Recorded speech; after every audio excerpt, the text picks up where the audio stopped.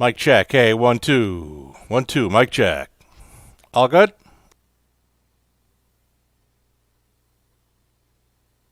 Mic checking. 1 2. 1 2 3. Test from Truro.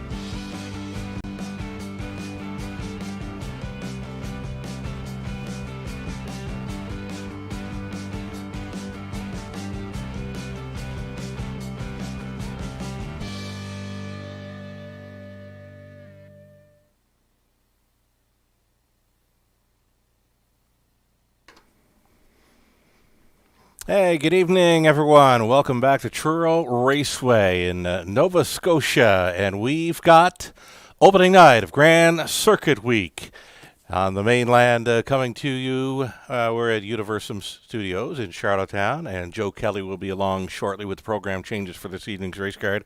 Again, opening night for Grand Circuit Week, Truro Raceway. Lots of stakes action this evening. Just looking over the card, we've got the 2-year-old Pacing Fillies. A divisions going in races 5 and 7. They'll race for over $9,000 in purse money. The 2-year-old Trotters, the rookie 2-year-old Trotters, we'll get a look at those in race number 4. They're going to chase after close to $15,000 in purse money. The likes of Moonshine Monday, Mr. Miller, and up Hellier A. So, yeah, and to complete the card, race number 8, a $15,000 plus event for the 3-year-old Trotters. A field of 9 will see Mr. Finlay Ridge leaving from the trailing spot 9. Tough post for that one to overcome, but Claire McDonald did a fine job with this one over Summerside last week. Just jogged in stakes event there. So, again, 8 dashes on tap. We're set to begin in about 13 minutes' time. Glad you're with us tonight. Sit back and enjoy the action. The Atlantic Grand Circuit Week continues. This coming Friday evening is a 5 p.m. start. Saturday evening featuring the Lindsay Construction Cup Invitational. That card will get underway at 4 p.m. I'm going to be with you all week. Scott Waddell will be joining us on the Friday, Saturday cards with interviews and such live from Truro Raceway. Again, I'm in the studio here at Universum Media in Charlottetown with you for the commentary between races. Next voice you'll hear, Joe Kelly with the program changes for Tuesday evening, opening night, Atlantic Grand Circuit Week, Truro Raceway. Glad you're with us. Enjoy.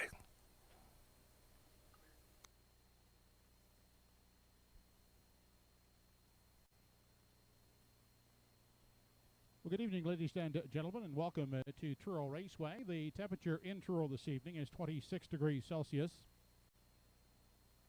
Under clear skies, the track condition has been rated fast for tonight's program. The card is conducted under the rules and regulations of the Atlantic Provinces Harness Racing Commission. The senior judge this evening is Alex Monroe, associates Kevin Kroll and Mike Ellsworth.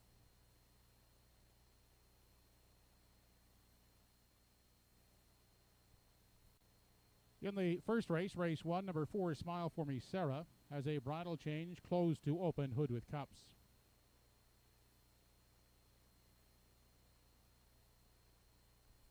Please note in tonight's second race, there's no show wagering on race 2.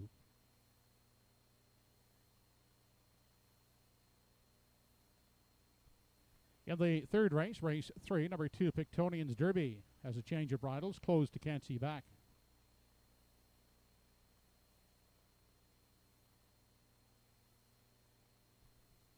And with race 3, it's the first leg of tonight's pick 5, the carryover for tonight's pick 5, $850.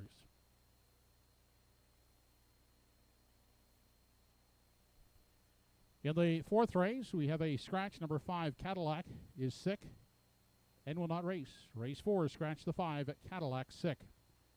And with that scratch, there'll be no show wagering on race 4.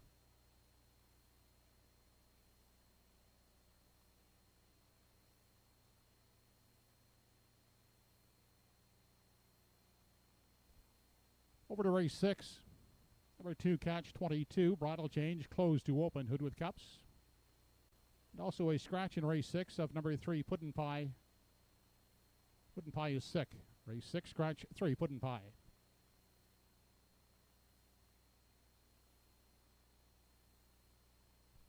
In the 7th race, number 1, Stone Beach Lily. Change of bridles, closed to open, hood with cups.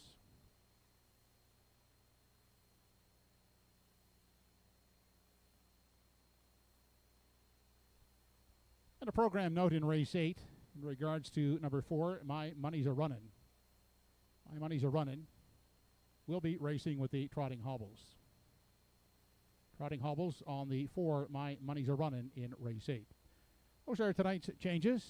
Post time for the first race set for 5 p.m. The mutuals are now open and selling.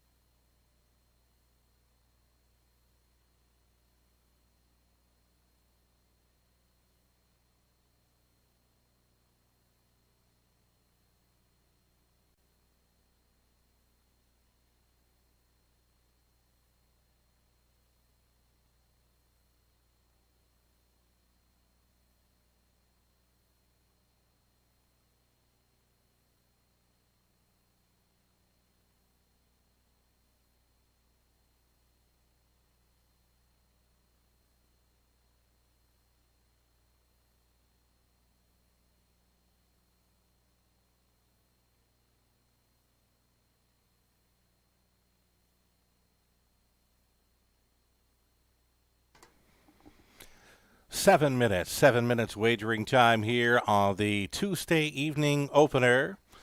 It's the opening night of Atlantic Grand Circuit Week, Truro Raceway. And Nova Scotia, 8 dashes on tap. Top selection here for me in the opener, number 6. 6 horse, Hardy Mill Joe. Takes the early action here at 3 to 5. There is action as well for number 5, Brookdale Ollie, as Doug Polly goes on board this evening in the sulky aboard the 5, Brookdale Ollie, Doug Polly, 4 to 5, second choice. 6 minutes away from the opener.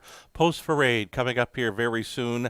As Joe Kelly mentioned, pick 3 carryover. Now, as far as the smaller tracks go throughout Canada, smaller harness racing tracks, you know there's an $850 and change carryover for that pick 5 play beginning in race number 3. I tweeted earlier in the day, well worth chasing after if you can find some value there throughout the sequence. And you know what? Well worth taking a look at. Your free program available on hbibet.com. Have a look. Races 3, 4, 5, 6, and 7 for that pick 5 wager. Again, a very nice carryover. Here's the Post Parade, race 1. Take it away, Joe.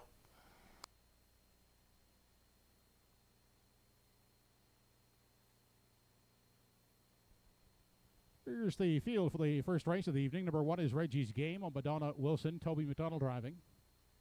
Glenview Rondo from post 2. Corey McPherson aboard for Adam Johnson. Brookdale Jack has post 3 on Doug Polly Jr. and Sr., along with Gordon and Joanne McComb with Bernard McCollum at the lines. Ernie Laffin sits behind the 4-entry Smile for Me Sarah. She's owned by Cameron and Malcolm McCacken. Brookdale Ollie is the 5. Doug Polly Jr. owns and drives. He co-owns with his father Doug Sr.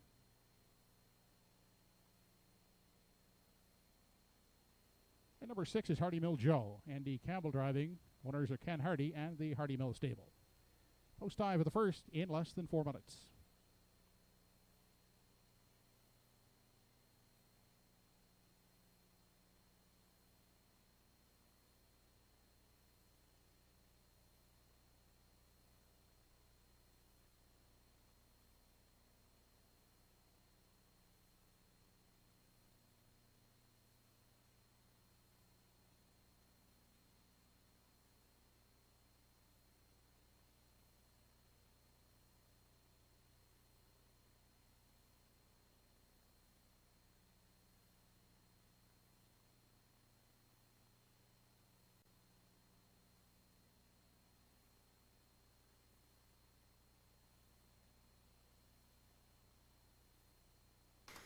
Already 4 minutes away then from the opener. Atlantic Grand Circuit Week kicks off right now. It's the first of 8 on a Tuesday evening.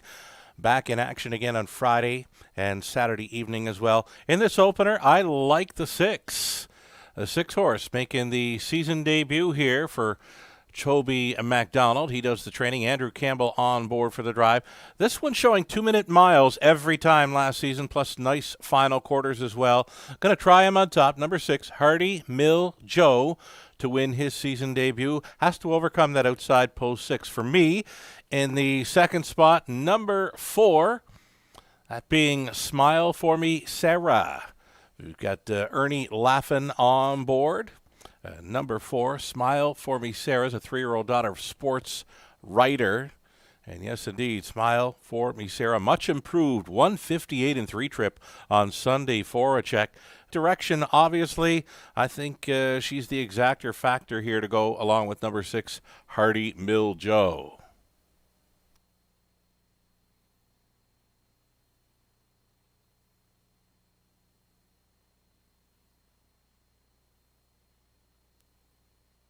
Less than 2 minutes to post time.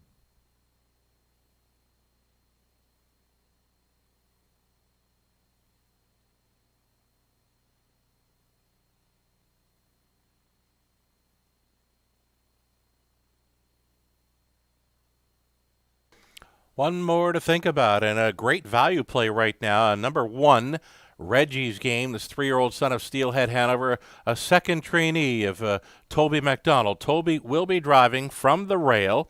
I'm expecting more from this one. If he can stay up close, beware. Right now the price is right. There's not a single win ticket sold on him. So maybe thinking about putting a win play show on this guy. Again, if he can stay close, shows a back quarter 28-2, that being 2 starts back, and then an outside post sitting well back off the speed. And that was over a good track in his latest. So Reggie's Game, again, I'm expecting more. And there's the money coming in on him now. The action is taking place on 1. Reggie's Game, 5-2 currently. I'm going to stay with 6-4-1, though the 5 horse is taking action still. Brookdale Ollie, again, Doug Polly gets a driving assignment this evening there, 8-5, a second choice, number 5, Brookdale Ollie, which I did not include in my top 3. Final minute to play the opener at Truro. Final call to make your selections on the opener. 1 minute to post time.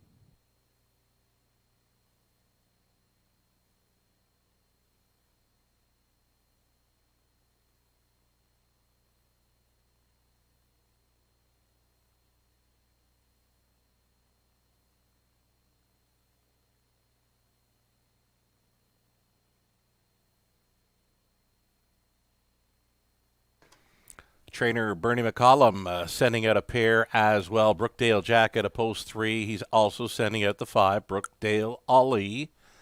One of the longer shots, second longest shot on the board right now, number 3, Brookdale Jack. This 3-year-old colt son of Control the Moment. Yet to hit the board from 3 starts 2021. Value player, maybe include for that 3rd spot in your try.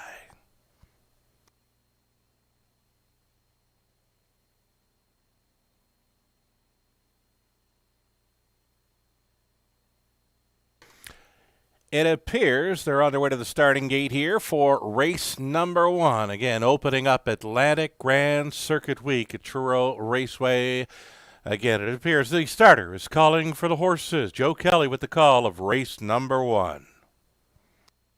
Home Hardware Building Center starting gate now moving up into position. It's post time for the first.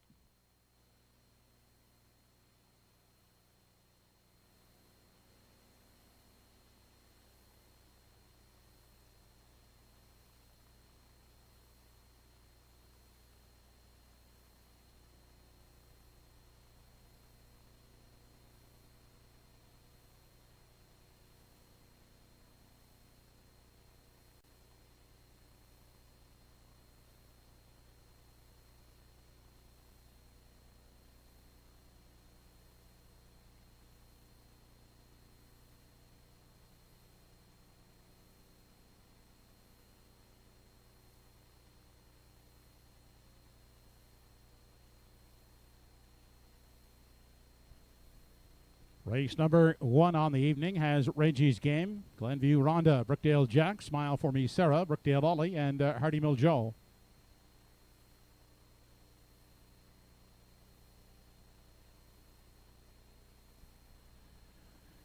They're off. Leaving the gate quickly at the rail, that's Reggie's Game, and from the outside, Brookdale Ollie leaving alertly into the first turn. They race on to the opening 8th. Reggie's Game. And on the outside, Brookdale Ollie. Those two battling for the lead as they head by the opening 8th, and a gap of some 3.5. Back to Glenview Rhonda, who paces away in 3. Next in line 4th, that's Brookdale Jack. Then back in 5, an unhurried Smile for Me Sarah has beaten away Hardy Mill Joe as they continue single file now through the backstretch for the first time. They arrive at that opening quarter. Reggie's Game intent on the lead, and he has it. A length and a half is the margin on Brookdale Ollie. Now tightening up in 3, that's Glenview Rhonda. Then gapped out in 4 is Brookdale Jack, the trailing pair, as they continue past the 3/8. Smile for Me Sarah and Hardy Mill Joe. Opening panel, 29 and 3/5 seconds. No change in positions as they round the top turn and travel in front of the grandstand for the first time as they near the half. Reggie's Game continuing on the front end. Getting the 2-hole ride, that is Brookdale Ollie. Out first over, here comes Glenview Rhonda, trying it first up. 3rd, in outside in 4th is Smile for Me Sarah, then inside. And pacing in 5 as they dip into the lower turn is Brookdale Jack. And still at the back of the field, that's Hardy Mill Joe. On to the backside, final time, the half reached in 1:01 flat. They're on their way to 3/4, and they're chasing Reggie's Game. On the inside, Brookdale Ollie is still second. Outside, And braving it first up is Glenview Ronda third. Second over fourth, that Smile from Sarah. Gapped out at the rail in 5 is Brookdale Jack, and Hardy Mill Joe will have to sweep the field as they continue on to the 7/8 Reggie's Game. Still out front, a length and a quarter. Right there in the pocket is Brookdale Ollie. Now Brookdale Ollie angles to the outside. 1:31.1 was the 3/4. They have an 8th left to come. And Brookdale Ollie up alongside Reggie's Game as they straighten out for the payoff. Reggie's Game is game at the rail. On the outside, Brookdale Ollie, Reggie's Game. Those two battling it out right down to the wire. Reggie's Game to win it second. Brookdale Ollie on for third. Hardy Mill Joe.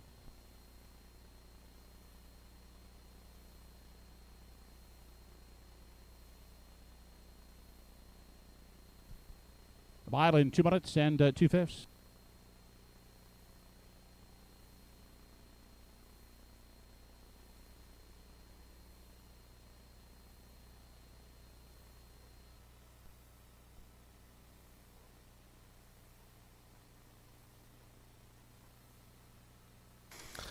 Here we go, number 1, Reggie's Game. I was expecting more. I wasn't expecting them to win. Said if he could stay close, you'd have to beware, and more than close. He cut it out and stole race number 1 at Truro Raceway. Down to the half and 1:01. It was over for the rest. He fired home in 29-1 to grab his second career win. That's a new lifetime best. Never better tonight. 2 minutes, 2/5. Reggie's Game holding off the pocket sitter, Brookdale Ollie, who raced really well there for Polly and McCollum.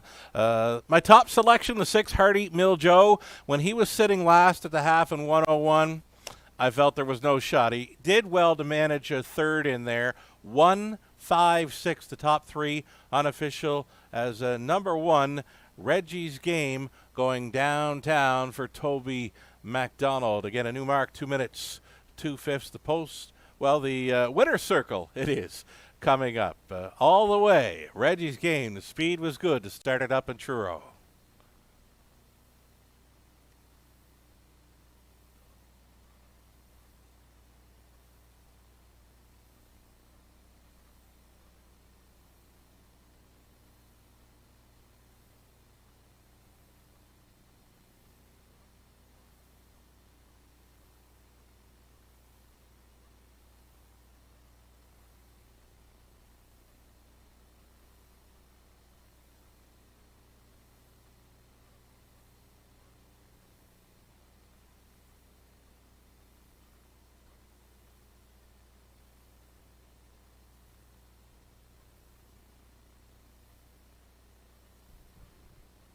Fighting back in the winner's enclosure, the first race winner, number 1, Reggie's Game. He's a 3-year-old bay gelding by Steelhead Hanover. Out of the Mach 3 Dam, Emerging Market. Owned by Donna Wilson of Brookside. Trained and driven to victory by Toby McDonald. Reggie's Game picking up a new lifetime mark, 2 minutes and 2/5.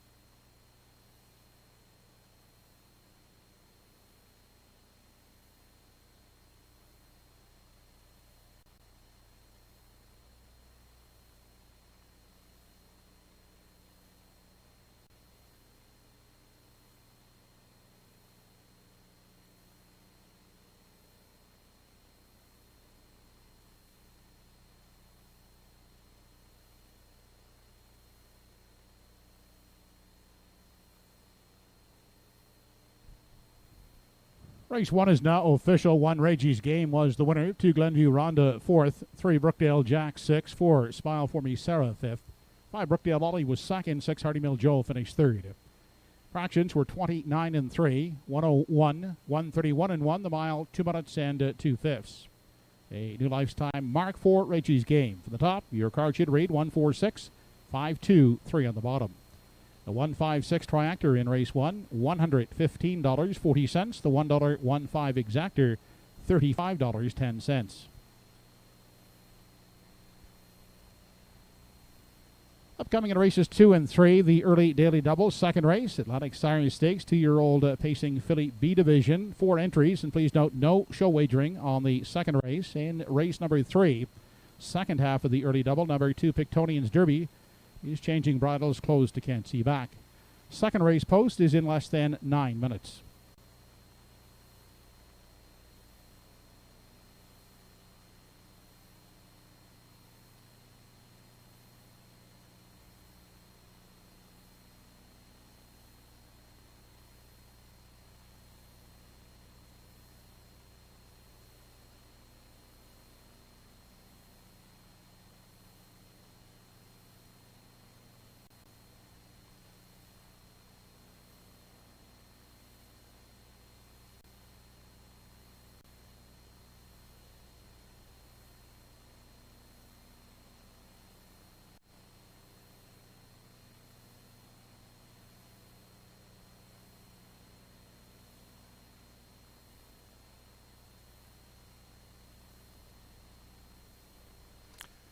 So 8 minutes away from race number 2, opening night of Atlantic Grand Circuit Week, Truro Raceway, and a nice winner there in the opener. Great value, 7-1 for a $16.20 return on Reggie's Game. Looking through the program lines, had never ever been on the lead for either a qualifier or a pari-mutuel race, but he took right to it. The 3-year-old son of Steel, Head Hanover, out of Emerging Market by Mach 3, a homebred for owner breeder Donna Wilson, Toby McDonald, training and driving to a new career best, 2 minutes 2/5 when going all the way. Race number 2, up and coming, just a field of 4, the Lone B division for the 2-year-old pacing fillies tonight, racing for a purse of $3,000.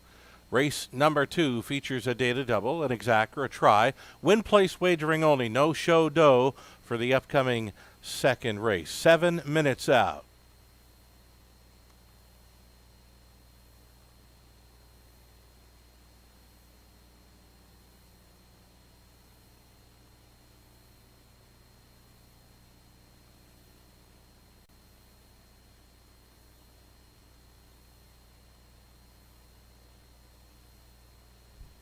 Here are the entries in the second race. Race 2, Atlantic Siren Stakes, 2-year-old pacing filly B division, purse of $3,000. 1 is Windermere Mia Grace. Boys will be boys 2 of Charlottetown, the owners. Adam Erner drives. MCR Cutter Loose Group are the owners of number 2 Cutter Loose. Mark Campbell will drive. Little Miss Miley from post 3. Miles Heffernan will steer for Jackie Heffernan.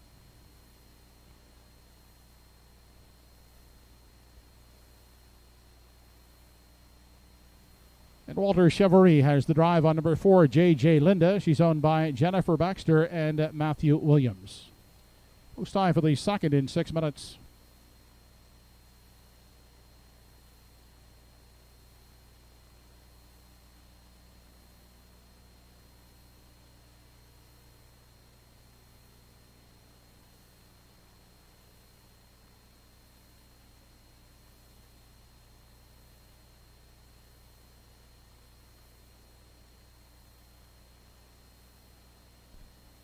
Please note here in the second race, driver Miles Heffernan is wearing blue and white colors this evening.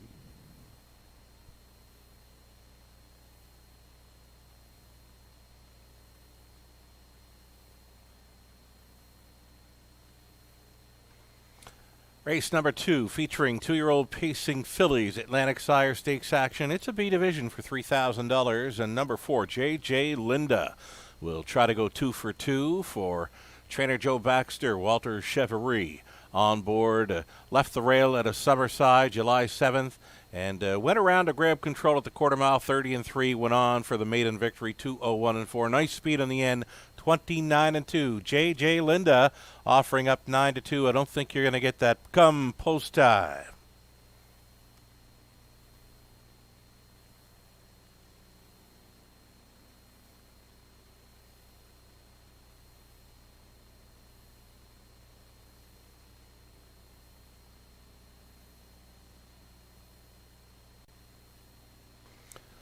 Longest shot on the morning line and longest shot right now at 19-1. Number 3, Little Miss Miley. Horse players are probably going to back away from this one when looking at the last program line, finishing well back, 6th, 20 lengths plus behind in a back quarter, 33-1. There's a reason for that. That one sat 2 throughout fractions of 58-4, 58-3. That was an A stake division for over $16,000. Drops back to the B. So Little Miss Miley is going to find this group more to her liking, I'm thinking. And again, the horse players just not ready to step up and play this one just yet. I see her fitting in well. I see her on or near the lead and sticking around late with this group. 13-1 currently. Number 3, Little Miss Miley, goes out for Miles Heffernan, the trainer, driver. Jackie Heffernan of Glace Bay, the owner. Good-looking filly by Stonebridge Terror.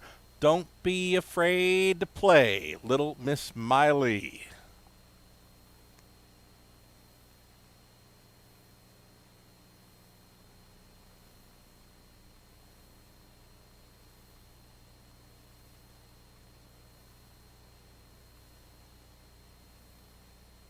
One more to think about, and taking the action, 3-5 on number 1, Windermere Grace.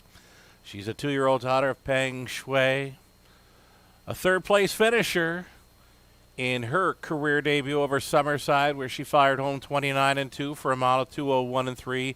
Definitely one to consider. Didn't have that big early speed from post 3 over Summerside, where she sat 5 lengths back off a soft opening quarter mile. That's why I pegged the 3, Little Miss Miley, ahead of her. I think number 3, Little Miss Miley, will be blasting and sitting 1 or 2 in here. 3-5 for me on number 1, Windermere Grace. I kind of think she's overbet right now.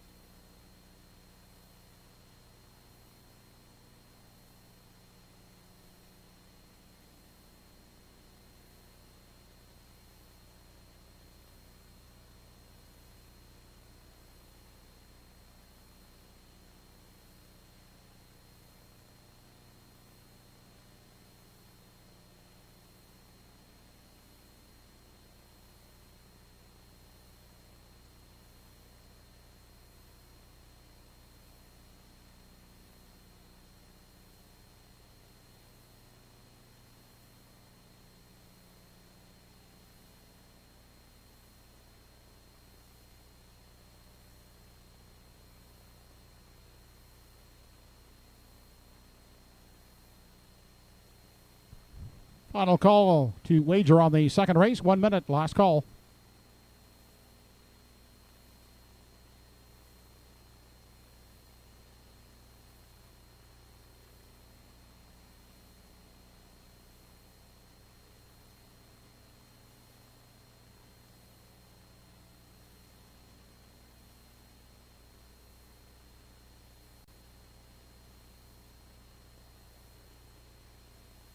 So still time here, still time for wagers on race number 2, Atlantic Sire Stakes, B Division for the 2-year-old fillies.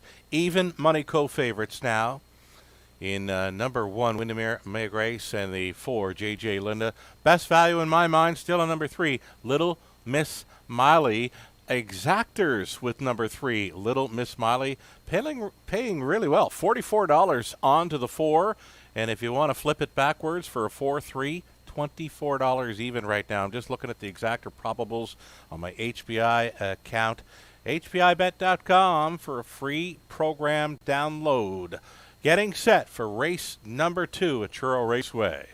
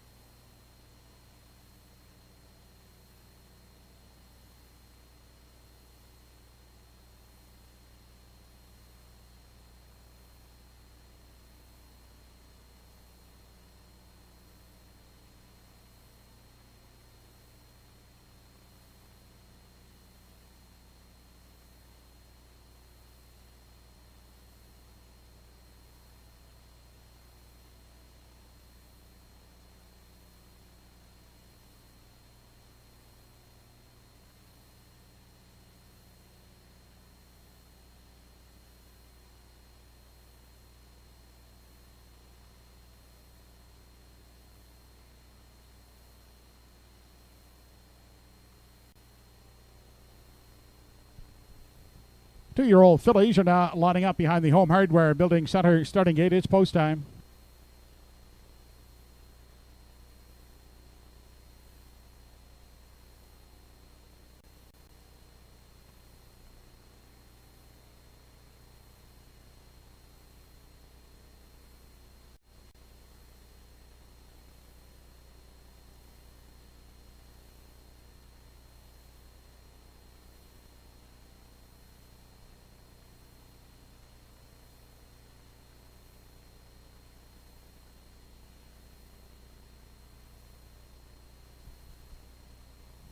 Second race of the evening has Windermere Mia Grace, Cut Her Loose, Little Miss Molly, and J.J. Linda.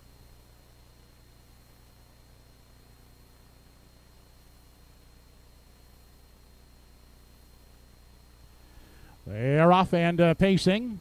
Windermere Mia Grace at the rail away quickly, looking to take control up on the outside. Little Miss Miley now backing off into the 2 spot. Next in line third, that's Cut Her Loose, and back trailing is J.J. Linda fourth. The fillies head through the backstretch for the first time as they approach the opening quarter. It's Windermere Mia Grace on top. She'll set the early tempo. Leads the way by a length and a half. Now tightening up in the 2 spot. Little Miss Miley followed third at the rail by Cut Her Loose. And the fourth and trailing one, that's J.J. Linda. They're in single file fashion as they approach the 3/8. And Windermere Mia Grace had them past that initial quarter in 29 and 4/5 seconds, and she's on an uncontested length and a quarter lead as they continue off the top turn. Little Miss Miley in for the 2-hole ride. Then next in line, that is Cut Her Loose in 3, and still at the back is J.J. Linda in the 4 spot. Still no change as they arrive at the half, and Windermere Mia Grace is still the boss as they race into the lower bend. Little Miss Miley looks to be content in the pocket. Up on the outside is J.J. Linda. She'll try it first up. Now trailing, that's Cut Her Loose. They were past the half, 101 and 1/5 second. On into the backstretch. They head to 3/4. Windermere Mia Grace now beginning to step it up on the front end, is drawing out now by 3. Little Miss Miley starting to lose contact on the outside. J.J. Linda is still uncovered third inside. Nowhere to go now is Cut Her Loose pacing along in 4. They head now to the 7/8. Windermere Mia Grace, though, one to catch. 3-length lead with Little Miss Miley still in pursuit. Second, J.J. Linda now beginning to gain some ground on the outside as they continue off the top turn. 130 and 1 was the 3/4. They turn for home. It's been all Windermere Mia Grace on the front end, and it's a front end mission for the filly. Windermere Mia Grace will prevail. Finishing second, it's close. Closing, Cut Her Loose, looking to nose out J.J. Linda.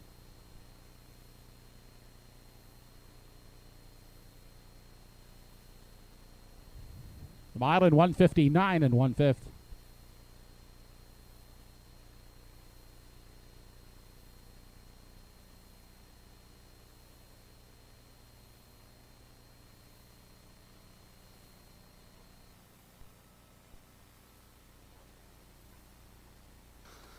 Didn't see that one coming. Windermere Mia Grace on top all the way. First time the filly's shown any early speed, be it the qualifier or her career debut over Summerside. She went right to the top. Couple of back quarters and 29 flat for a final half, 58 even, and a maiden mark, 159 and 1. Looks like she's ready for the A competition next time out. Good battle for the deuce. Up in time appear to be the 2 Cutter Loose. Over the 4, J.J. Linda.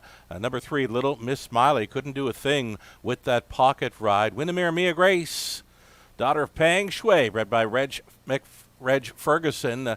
For the boys will be Boys 2 group of Charlottetown Ronnie Gas training. Adam Murner on board for that maiden victory. It's a B stake victory. Again, I think we'll see her in the A's next time out with that back half, 58 even.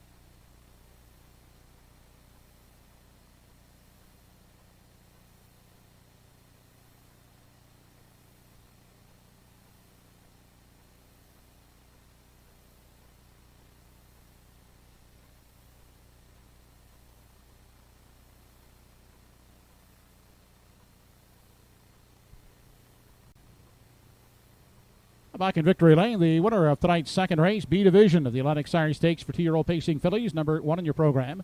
Windermere Mirage, a bay filly by Pang Shui out of the I'm a Fool Dam, Someone Like You.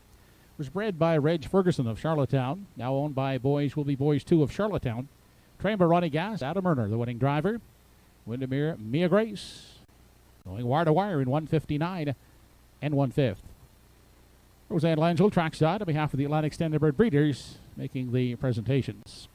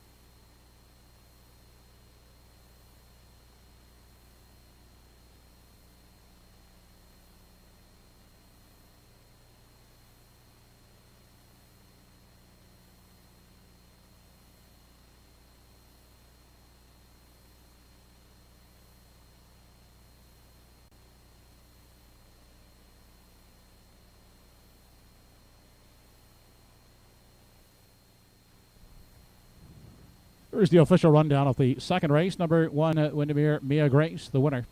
2, Cutter Loose was second. 3, Little Miss Maddie fourth. And 4, J.J. Linda third. Fractions were 29 and 4, 101 and 1, 130 and 1. The mile 159 and 1/5. For the top, 1, 2, 4, 3. 1, 2, 4 try in race 2, $20, 10 cents. The 1, 2 exactor, $12.40. Third race coming up, number 2, Pictonian's Derby, has a bridle change closed to Can't See Back. Post time in 9 minutes.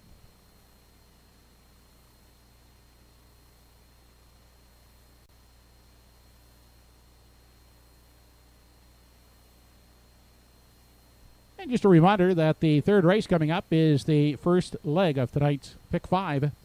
And the Pick 5 carryover is $850. Looking at the changes that will affect the Pick 5. In the fourth race, number 5 Cadillac is scratched sick. Then over to race 6. Bridle change on the 2 Catch 22, closed to open hood with cups. And the 3 Puddin' Pie is also sick and will not race. Number 3 Puddin' Pie scratched in race 6. No changes in the 7th race other than an equipment change. That's on the 1 Stone Beach Lily. It's a bridle change, closed to open hood with cups.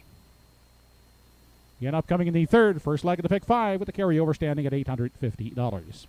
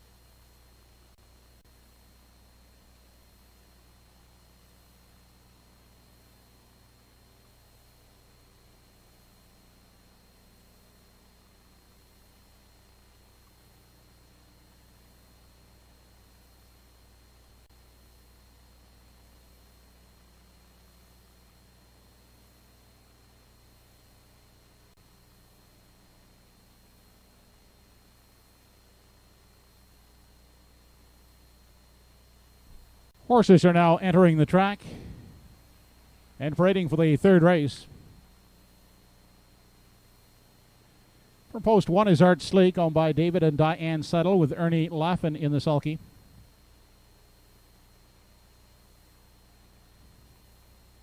Greg Monroe will catch drive the 2 Pictonians Derby for Paisley McCollum.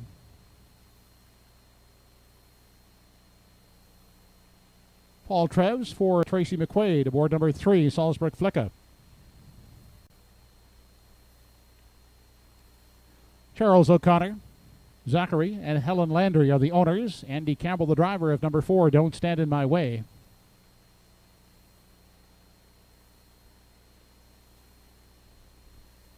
Number 5 Bob Johnsky is owned by Katie Murphy. Brody McPhee gets the call. From post 6 is Arizona Bucks, with Paul Angel up for Roseanne Angel. And the 7-entry Sunny Billion, but they won't back down. Stable Darren Crow in the sulky. Post time in 5 minutes.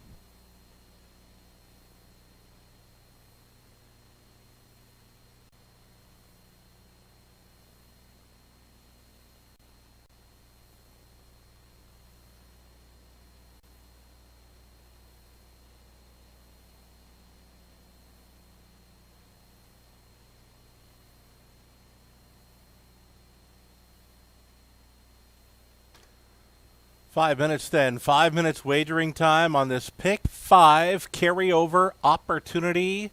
I've got my HPI account opened up and already well over $1,300 in new money. You're going to be playing into a Pick 5 pool. It's going to have over $2,000 up for grabs here beginning in race number 3. I'm going to be all over the 4-horse.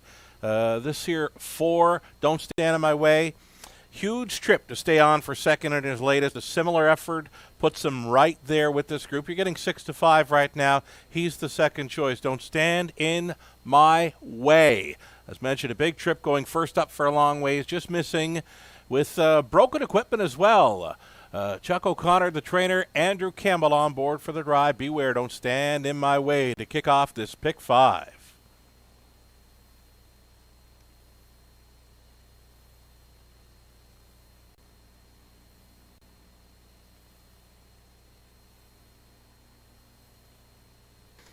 One more to consider. The 5, Bob Johnsky. Bob Johnsky, Travis Ellis training. Brody McPhee picks up the drive on this one today. Brody McPhee with Bob Johnsky, expected to race from off the pace. He's been doing well. He's been right there in his last couple of starts, second and third. Could be sitting on the win. He was third in the Don't Stand in My Way, second best finish last time out. 2-5, heavy action on Bob Johnsky.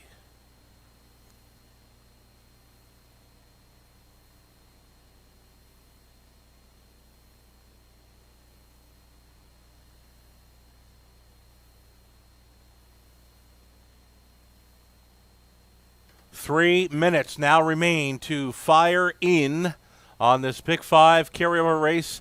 Over $800 carryover money. There's over $2,000 currently in the pool. Well worth chasing after. Here's a look at 7, Sunny Billion. Now, I wasn't on him last time at 19-1. I'm on him tonight at 15-1.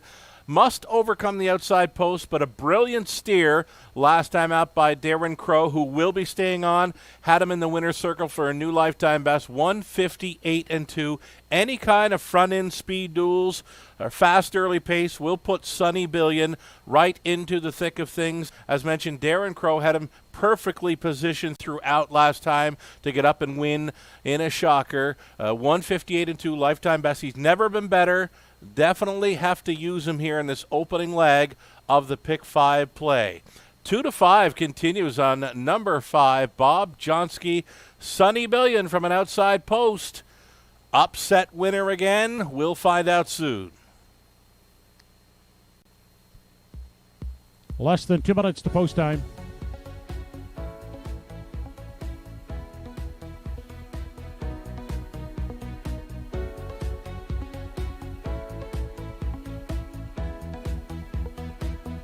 Universal Media, Sports, and Entertainment. Just checking out the new money. Over $1,500 fired into this Pick 5 pool tonight. That plus $850 in carryover money. Likely looking at $2,500 to $3,000 in the Pick 5 pool. Well worth chasing after here. You still have time. I did map out a ticket. You can follow me on Twitter. I've posted my selections earlier on the day. You can go to Twitter for my selections and my Pick 5 play. I'm going to rhyme it off to you quickly if you want to write it down. I got 4, 5, 7 in this opening leg, on to 1, 2, 3 in leg number 2. Middle leg, I went to the 4 and 6, 2 and 7 in leg 4, and looking to complete with a 3 and 5. For me, it's that fourth leg in race number 6 that appears to be toughest. If there's an all button, I believe that would be it in race number 6. It's a Pick 5 play coming up with a real nice carryover. Well worth chasing after tonight. We're almost there. Final call for wagers on race 3, the Pick 5 carryover.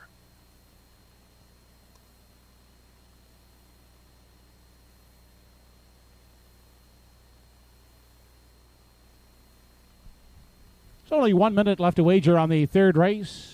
1 minute to get your Pick 5 wager in.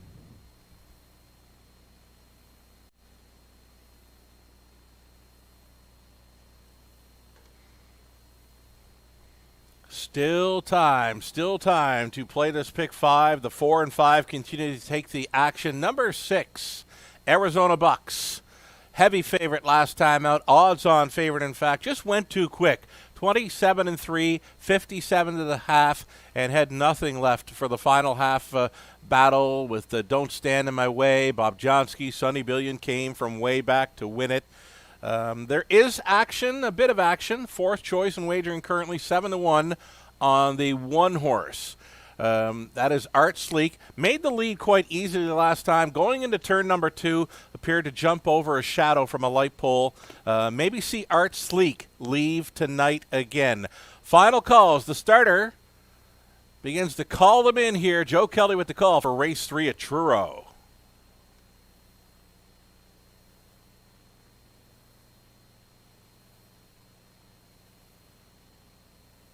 There was that place photo from race number 3. Number 2 with some good late speed, just getting up over the 4 at the finish line. Again, the horses are lining up now for race number 3.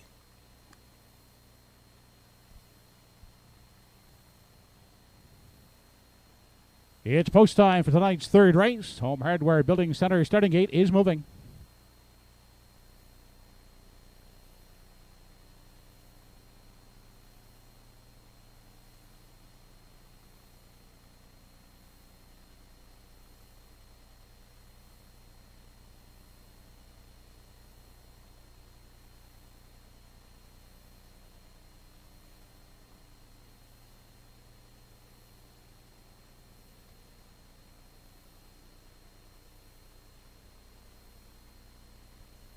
Race number 3 on tonight's program. Top of the stretch has Art Sleek, Pictonian's Derby, Charlesbrook Flicka, Don't Stand in My Way, Bob Johnsky, Arizona Bucks, and Sunny Billion.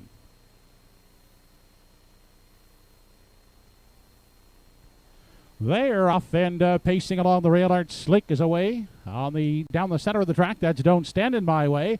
Now out to challenge for the lead and caught wide is Arizona Bucks from post 6 is out 3 deep as they make their way by the opening 8th. And into the backstretch for the first time at the rail. Art Sleek outside. Don't Stand in My Way. Trying to take over. Down inside and filling the pocket. That's Salzburg Flicka third. Backing off to find a gap fourth. These Arizona Bucks. Next in line from 5 for Pictonian's Derby. Then the back racing in 6, Bob Johnsky. And at the back of the field, that's Sunny Billion. They continue on over now to the 3/8. And up front, it's Art Sleek with the lead. He'll dictate the early terms, leading it by a length and a quarter. Sitting in the pocket, Don't Stand in My Way. Then next in line, that's Salzburg Flicka pacing along in 3. Arizona Bucks is tied up 4th. 28 1/5 second was the initial quarter. On through the stretch now as they approach the midway point. Out front, Art Sleek leads the way. In the pocket, Don't Stand in My Way will stay there. Out first over. Here comes Salzburg Flicka. Now picking up the cover on the outside, Bob Johnsky is 4th. Inside, staying at the rail, Arizona Bucks is now pinned to the pylons. Outside and racing third over in 6, Sunny Billion. And now at the back is Pictonian's Derby. They're halfway home in 58 3 on their way to 3/4. Art Sleek now will try to fend off the first over attacker, Salzburg Flicka. Don't Stand in My Way is getting the trip in the garden spot third. Out second over and well spotted.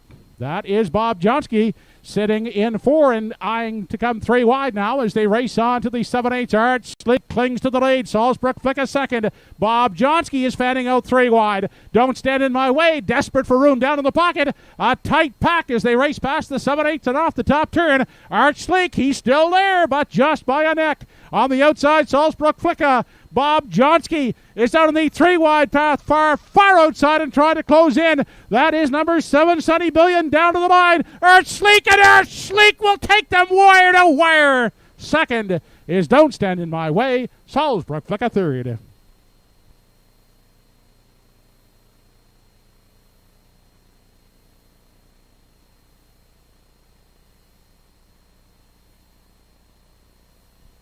Mile in 2 minutes flat.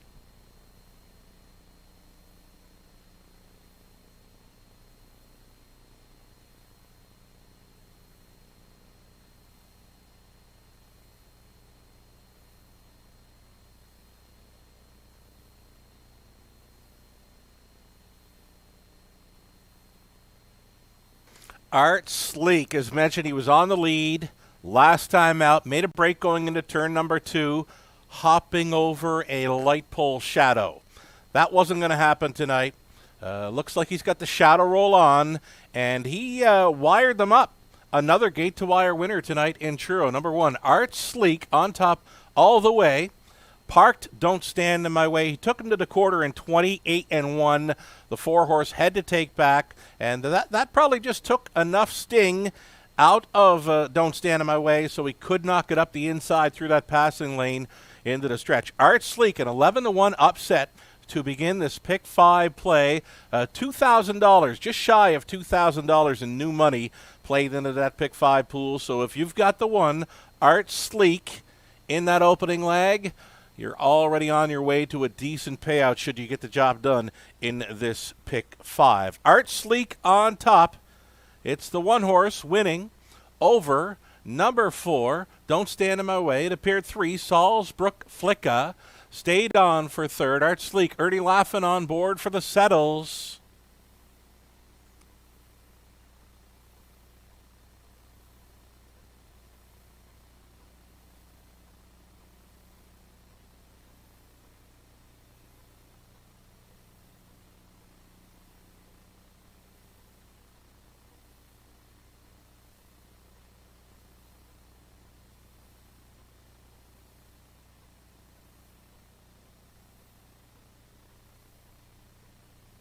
Toby McDonald, check with the test barn. Now back in Victory Lane, here's your third race winner, number 1, Arts League. 6-year-old bay Gillett son of Articulator. It's owned by David and Diane Settle of Truro. Dave Settle is the trainer. Ernie Laffin with the winning drive. Art Sleek winning it in 2 minutes flat.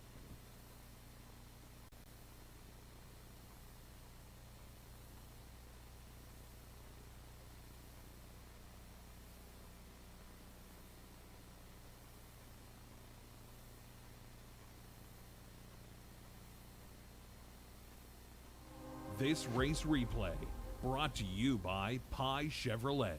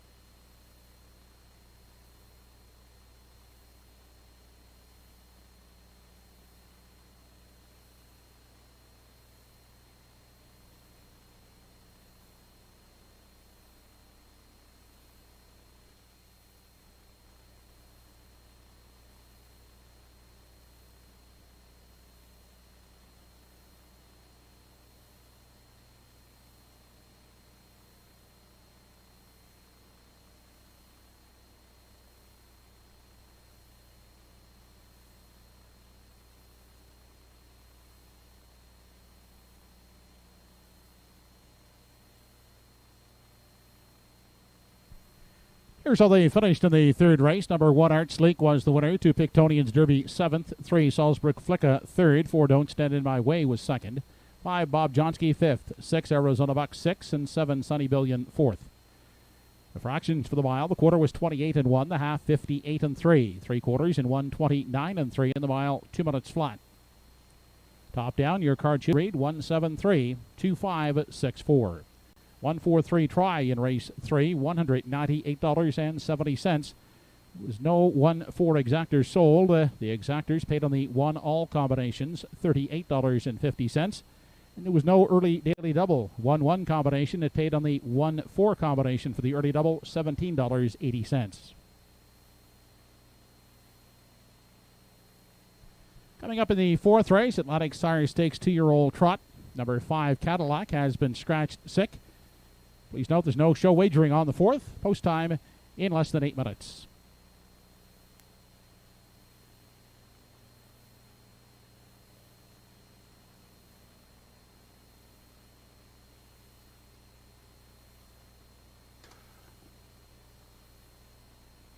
So leg one in and done on that pick 5 play.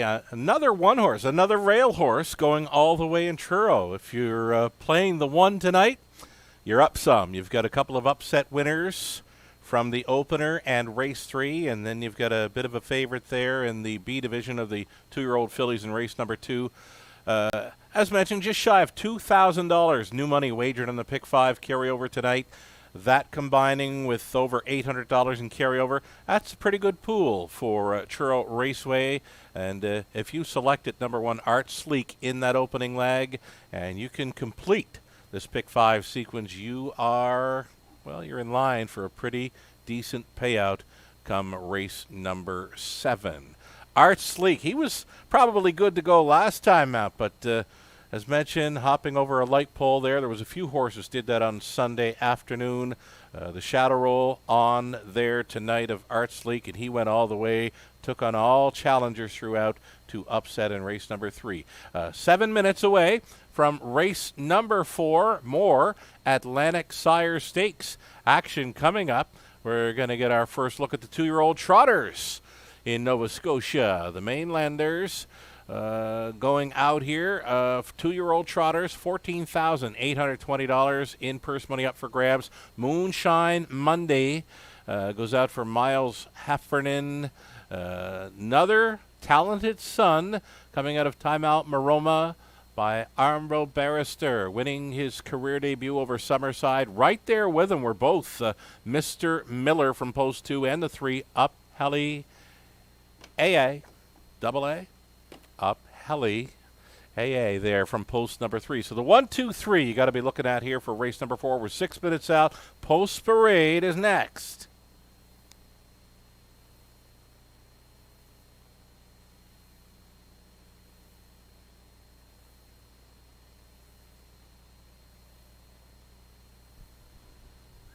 Race 4 on tonight's program, Atlantic Sire Stake, 2-year-old trotters going for purse of $14,820. From post 1 is Moonshine Monday, owned by Jackie Heffernan, Miles Heffernan driving. From post 2 is Mr. Miller. Corey McPherson has the drive for Kerry Taylor.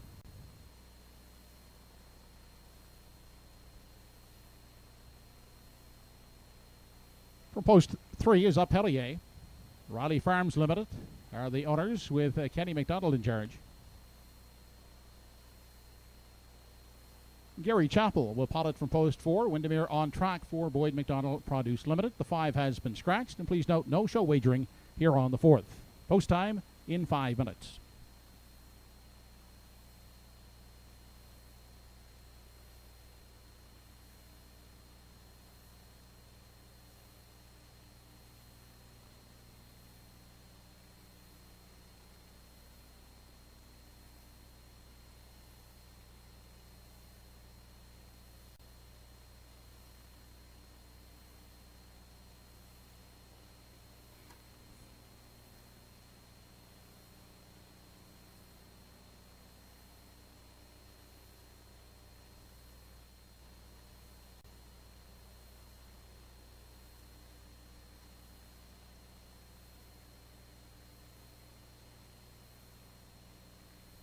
Four minutes wagering time on the 2-year-old trotters here in race number 4.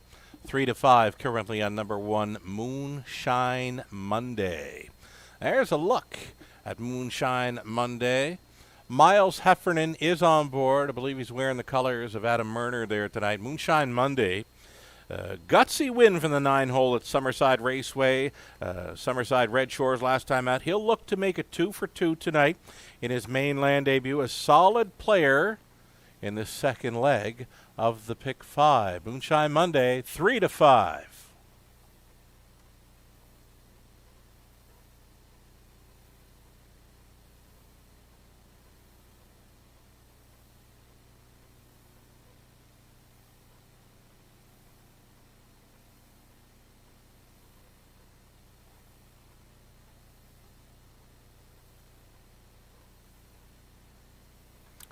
3 minutes. 3 minutes wagering time here on the 4th race.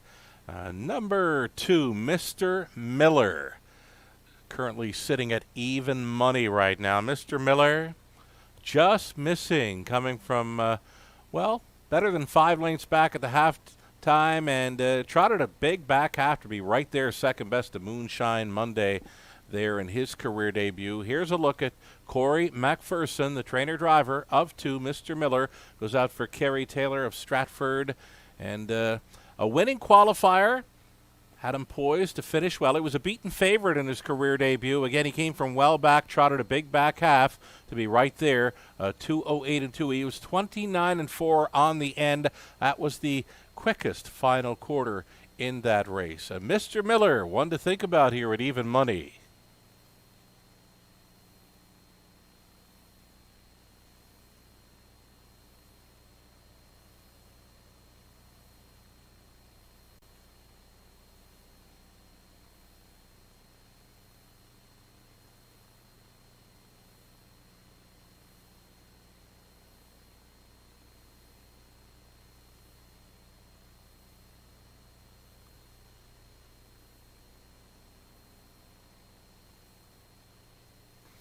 Inside of 2 minutes now. Your 2-minute warning for race number 4. We'll take a look at number 3. Young horses, and if I'm not too familiar with the name, I kind of take a guess at it. I mean, I think Joe has been saying number 3, Up Hellier.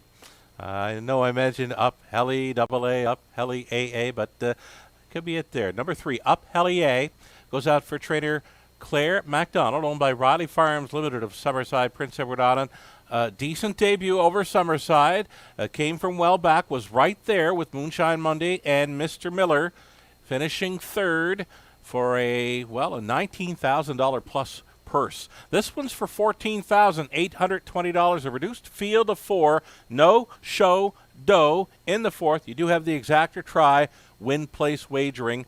Action coming in late now on number 4, Windermere on track. Gary Chappell on board for Boyd MacDonald, Produce Limited of Croppo, Prince Edward Island. Stacey Lund conditioned. Windermere on track would have to do much better than she did in her career debut, where she finished back, though she did park through the opening quarter mile in that one. Moonshine Monday, Mr. Miller, Up Hellier, Windermere on track. Getting set to go postward here. Less than a minute. Only 1 minute left to wager on the 2-year-old trotters. 1 minute.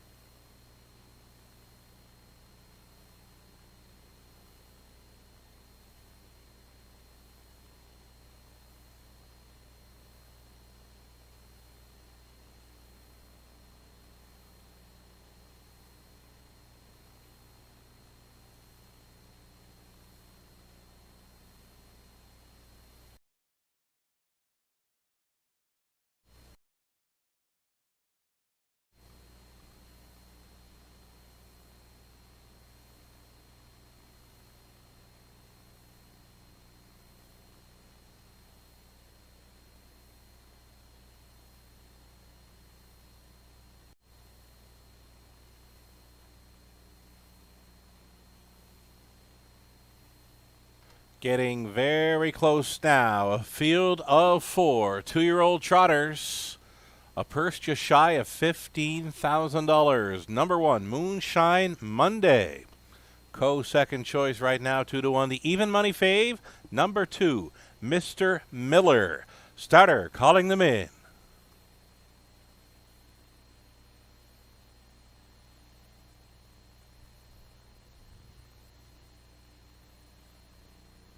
Starter calls in the 2-year-old trotters behind the Home Hardware Building Center starting gate. It's post time.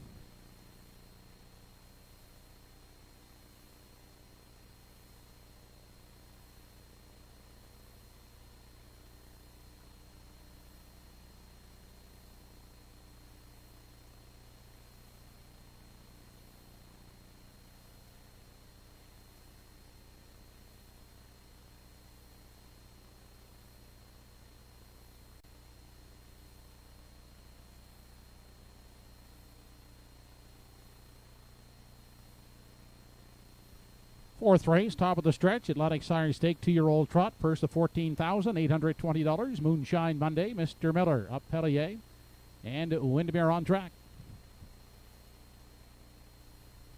They are off and trotting Moonshine Monday at the rail, away looking for the early lead on the outside. Up Pellier is trotting on the limb second, down inside third as they race into the turn.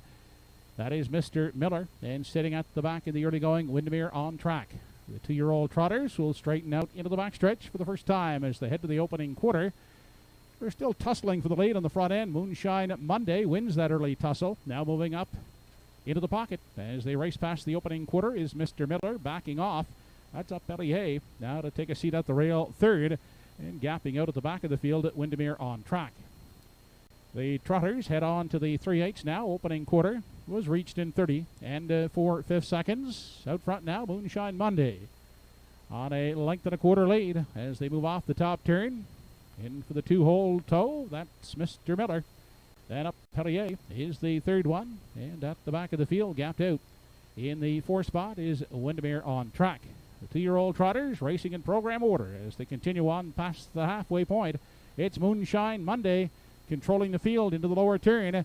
Mr. Miller bides his time in the pocket second. Up Pellier is still with them in 3. And falling out of contention is Windermere on track, well back in 4. The half trotted in 1:03 and 4/5 seconds. On to the backside. Final time. Moonshine Monday up Pellier. Now to try it again. He's up on the outside. Now to challenge Moonshine Monday as they near the 3/4. Mr. Miller is content to stay in that pocket as they arrive at the 3/4 mile mark. Moonshine Monday now stepping it up a bit on the outside and uncovered. Moving up now to within a half a length second is Up Pellier. Up Pellier on the outside looking to draw on even terms with Moonshine Monday down in the pocket awaiting the passing lane as they round the top turn. That's Mr. Miller, 1:35 and 4 the 3/4. Up Pellier on the outside has taken over. Up Pellier, first overbid, has gotten him to the top. Mr. Miller on the inside. Up Pellier will take it. Mr. Miller second, third after the stretch break. Moonshine Monday.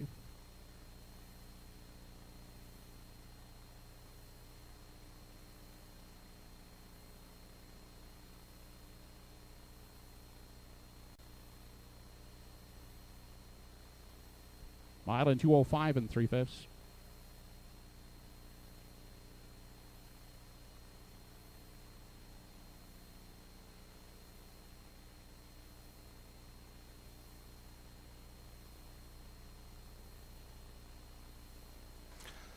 Mild upset win here for number 3, Up Pellier.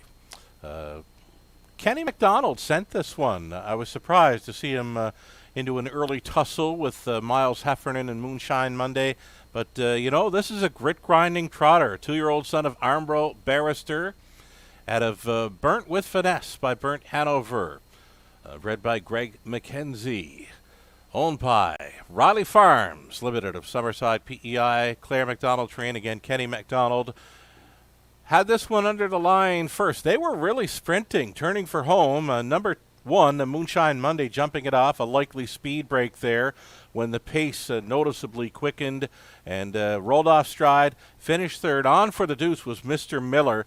Again, they were really sprinting. That final 8th likely got home in about 14 seconds flat, these 2-year-old trotters. So we'll look forward to seeing all 3 of those top 3 finishers in to go next time. Back quarter, 29 and 4 for a new lifetime best. Well, it will be the maiden mark for Up Pellier, 2:05 and 3. A solid winning effort, pretty much parking through the quarter, pretty much parking through that final half. This is a nice grit grinding trotter.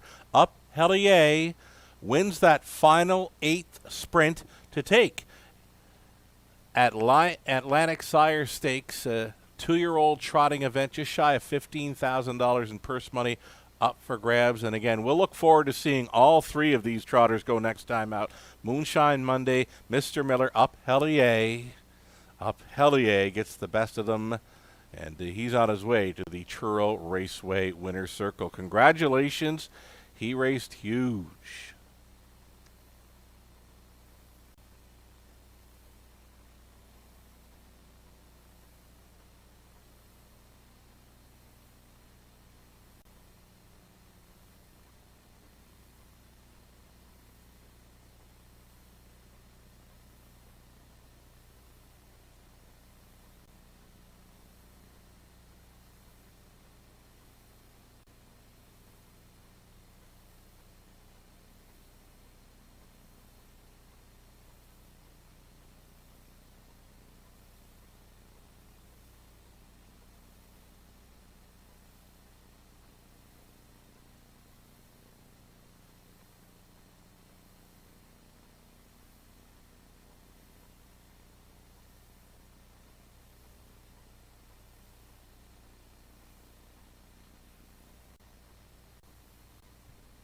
Back in victory lane, the 2-year-old trot winner, number 3, Up Hellier. A colt by Armbro Barrister out of the Burnt Hanover Dam, burnt with finesse. He was bred by Greg McKenzie of Scottsburn, now owned by Riley Farms Limited of Summerside, PEI. Trained by Claire McDonald and driven by Ken McDonald. Up Hellier, trotting in 2:05 and 3/5.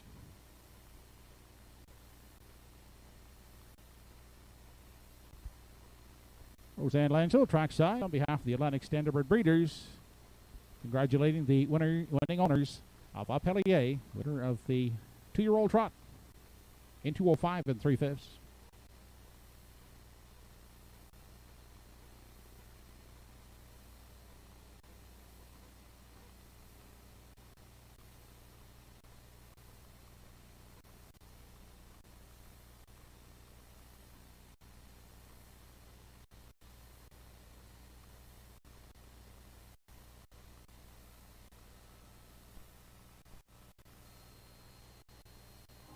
This race replay brought to you by Summerside Toyota.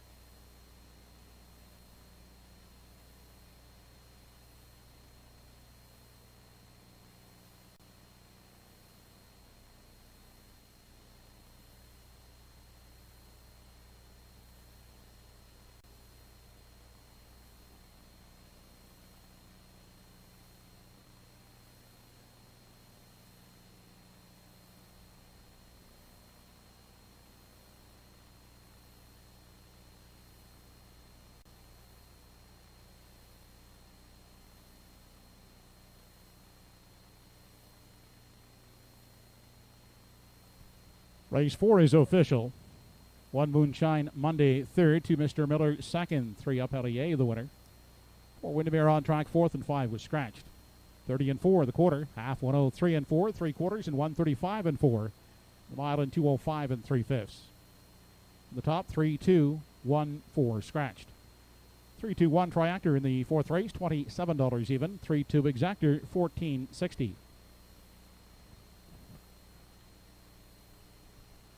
Fifth race coming up, Atlantic Sire Stake 2-year-old pacing filly A division. 6 entries with no program changes. Post time in less than 10 minutes.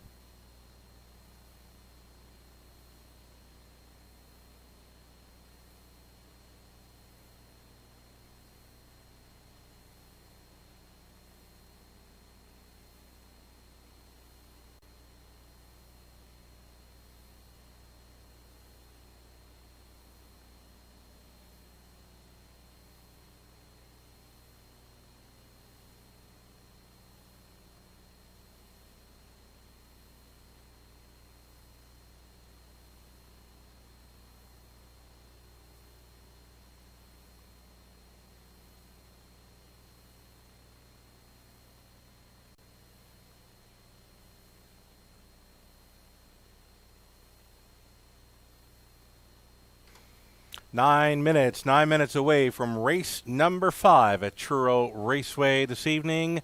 Opening night of Atlantic Grand Circuit Week. I'm Sugar Doyle with you, part of the broadcasting team this week at Universum Media Studios in Charlottetown, Prince Edward Island. Scott Waddell will be joining us for the Friday and Saturday evening cards at Truro Raceway with on-track interviews and such. You know what? It's been a pretty good night so far. The front end speed was holding, and it appeared to be holding there in the fourth as well, jumping it off a Moonshine Monday, turning for home, a likely speed break. As mentioned, those trotters, the 2-year-old trotters, were really flying. That final 8 had to be 14 seconds. Up Hellier, very impressive. He was all right in his career debut over Summerside, coming from well back, just missing.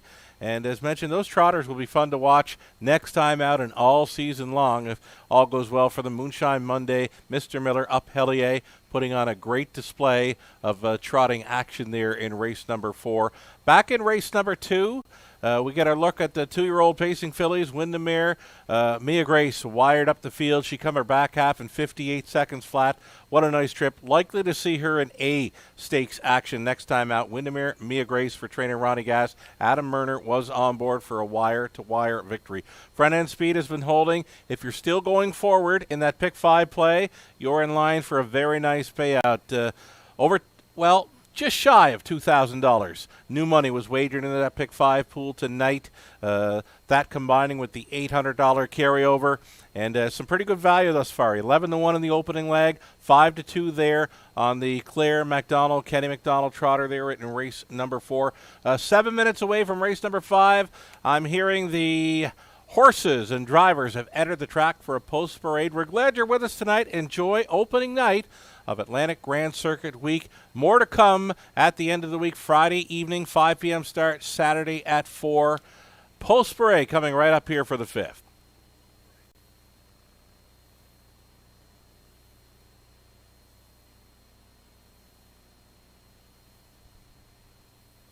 Introducing the field for tonight's 5th race. It's the Atlantic Sire Stake A Division of 2-year-old pacing fillies, and they'll race for a purse of $9,220. Leaving for post 1 is Kickstart My Heart, owned by the Ultimate Stable. And Madonna Morrison, Robert Laffin will drive. Charlie Piper and Brennan Crow, the owners of 2 Tobin's Reward, with Darren Crow in the sulky. Rojo Mo from post 3 has Mark Campbell catch driving for Sandy Baird and the Rojo group. Haley McDonald owns the 4 Westerberg Glow. Claire McDonald will do the driving.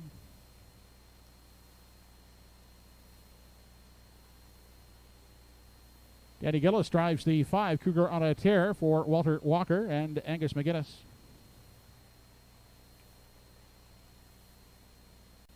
And from post 6, Whitmere Jazz, Gilberto will do the driving for Reg McPherson. Post time for the 5th in 5 minutes.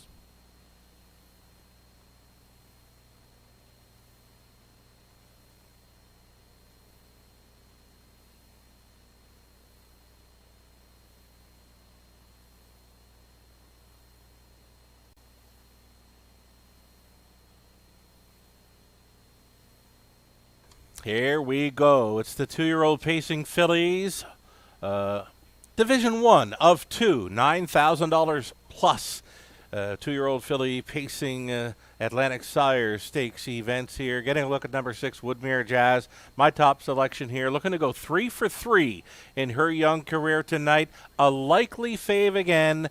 4-5 right now for Barrio. Draws an outside post, though. We've watched 4 races. We've seen 3 winners on the lead.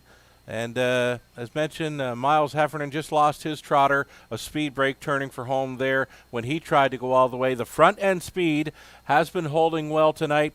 A tough task here for number 6, Woodmere Jazz, a 2-year-old daughter of Roll With It Harry, Kevin McLean, condition for Reg McPherson of Stratford PEI. Gilberto aboard, number 6, Woodmere Jazz. As mentioned, likely favorite come post time, is taking the action right now at 4-5.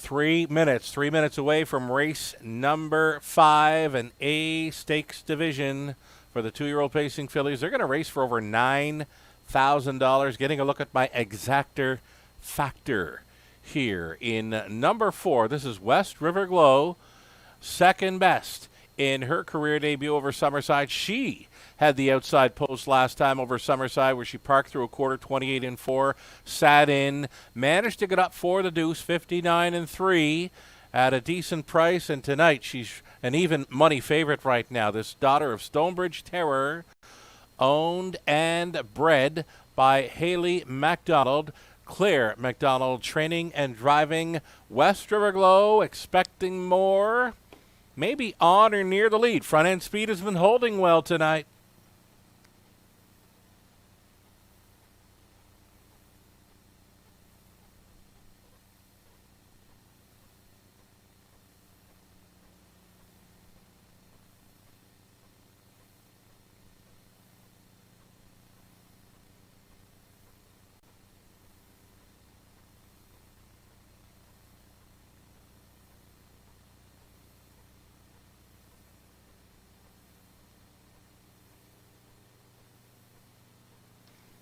Two minutes now, 2 minutes to post time on race number 5. Cougar on a Tear from post 5. Tried to wire them up in her career debut over Summerside. She faded late, did all the work, faded late. Top 3 potential again here for Don Gillis Jr. Goes out for trainer Walter Walker, that is. He co-owns with Angus McGuinness. Cougar on a Tear, daughter of Cougar Hall, out of Toxic Terror by Western Terror. I don't know. Does he leave with them? I kind of think that Gillis will take back with this one. They're making their early starts in their career. You can't run and gun them all the time, especially these 2-year-old fillies. Been on the lead in her qualifier, been on the lead in her career debut. I'm thinking she's going to race off a helmet tonight, maybe show more in the late going. I like her for a top 3 threat. I'm on to the 6, 4, and 5 here in the 5th. So too is the betting public. Final minute.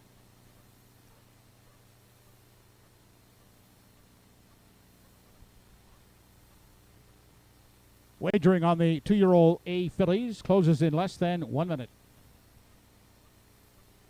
Here's a great-looking 2-year-old filly by Tobago Keys from the Arts Place mare, Eternal Optimism. Bred by Wendell Williams of Ellerslie. Charles Piper Jr. along with Brennan Crow share the ownership. Darren Crow training and driving again. She's a great-looking filly. This Tobin's Reward. 6-1 action makes her the 4th choice in wagering. Maybe one to think about your triactor here. Tobin's Reward looking relaxed. A 4th best finisher in her career debut. One to consider here on the end of your triactor, possibly. Still time for wagers. We're getting a look at the A division 2-year-old pacing fillies for Atlantic Sire Stakes action. All part of Atlantic Grand Circuit Week. We're on opening night at Truro Raceway. Plenty of racing to go. Their busiest week of the season. The starter is looking for the horses to line up.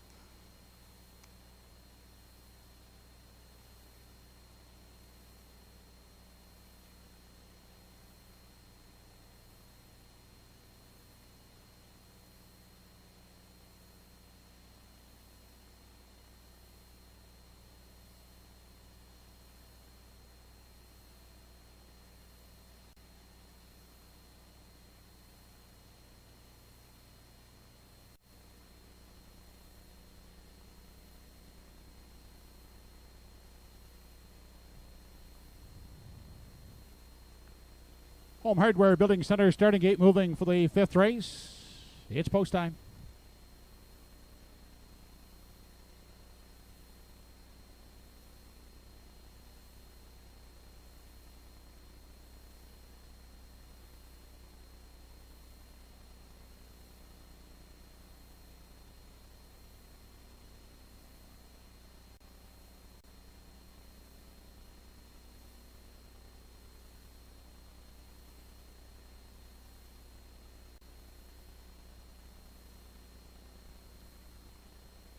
Race number 5 of the evening. $9,220 division of the Atlantic Star Stakes for 2-year-old pacing fillies. Kickstart My Heart, Tobin's Reward, Rojo Mo, Westover Glow, Cougar on a Tear, and Woodmere Jazz.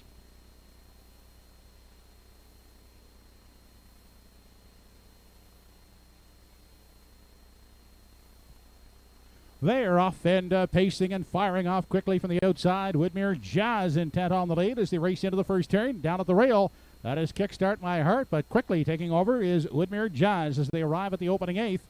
And off stride in the center there went Tobin's Reward.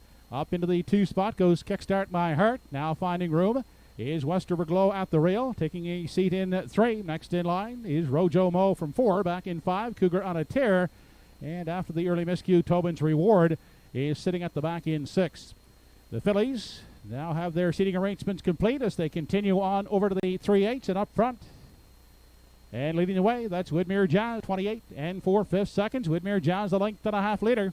As they continue off the top turn, Kickstart My Heart in for a good journey in the pocket second. Then racing third, that's Westover Glow. Then looking at it from 4 is Rojo Mo back in 5 as they near the half.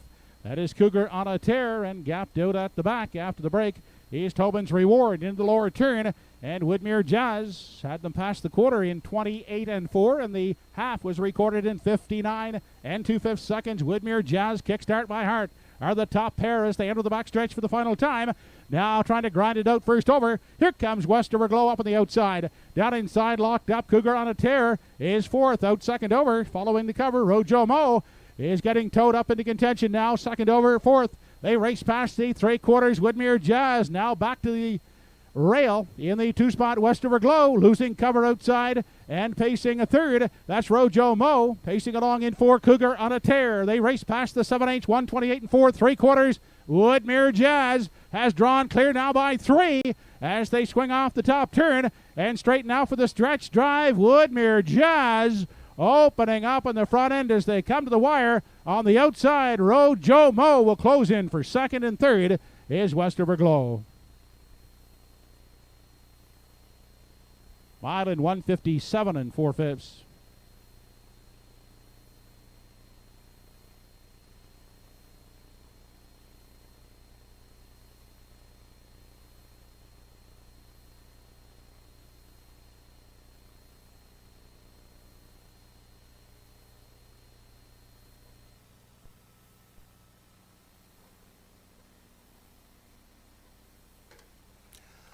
This is a really, really nice filly. Woodmere Jazz, a 2-year-old daughter of Roll With It Harry, from the Western Paradise mare Shadow Dancer, bred by Woodmere Farms, Marsh Field, Prince Edward Island, Reg McPherson owning, Kevin McLean condition, Jill Berriot driven to win.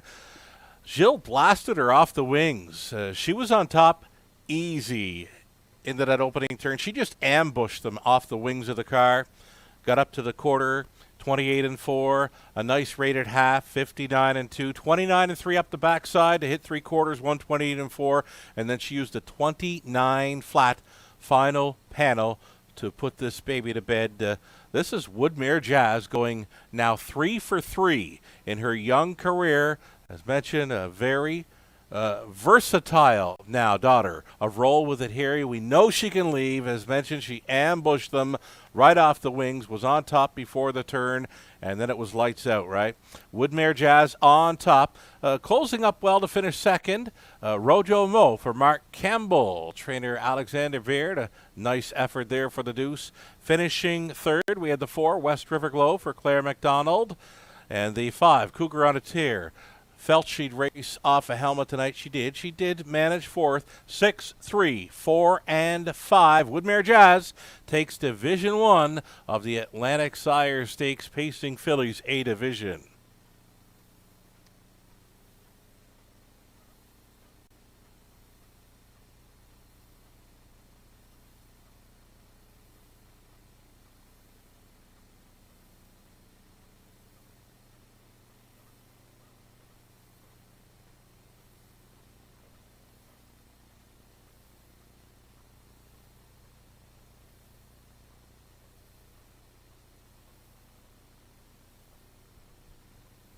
Back in the winner's enclosure is the winner of the 5th race, A division of the 2-year-old Pacing Fillies, number 6, Woodmere Jazz, bay daughter of Roll With It Harry, out of the Western Paradise Dam Shadow Dancer. It was bred by Woodmere Farms of Marshfield PEI, owned in Stratford PEI by Reg McPherson.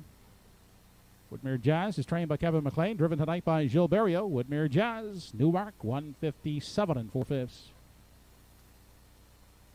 Presentation trackside made by Roseanne Lenchel on behalf of the Atlantic Standardbred Breeders.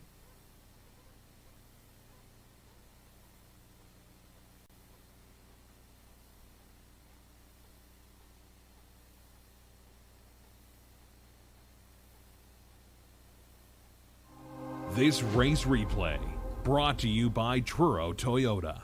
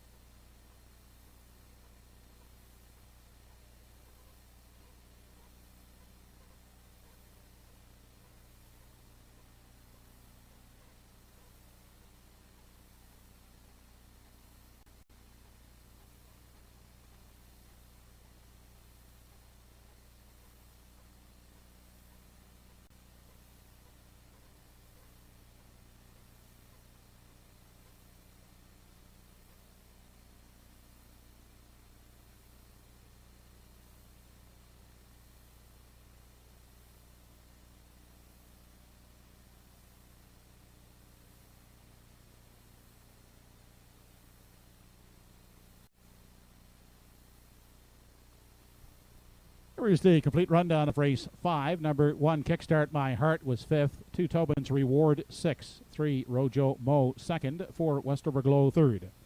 5, Cougar on a Tear, was 4th. And 6, Woodmere Jazz, the winner. Fractions were 28-4, 59-2, 128-4 in the mile, and 157-4. A lifetime best for Woodmere Jazz. Top down, 5-6-2, 3-4-1. 5th race triactor, 6-3-4 combination, $67.70. The 6-3 exactor, $58.10. Race 6 coming up, number 2, Catch 22.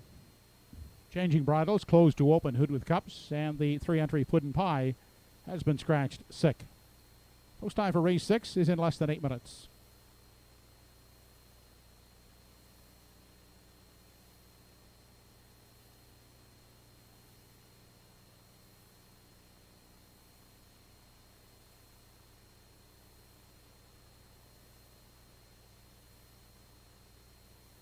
Eight minutes away from race number 6. It's the Atlantic Dream Stable 2021, sponsored by Phillips Agri Services, proud dealers of Suregate and Brooks Performance Horse Feeds.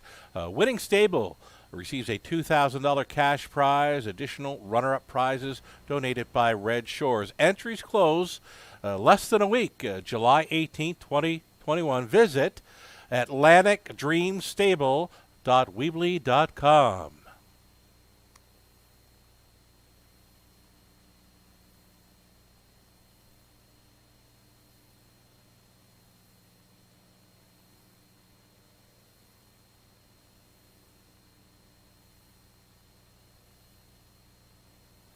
With the call to the post, here are the starters in race 6.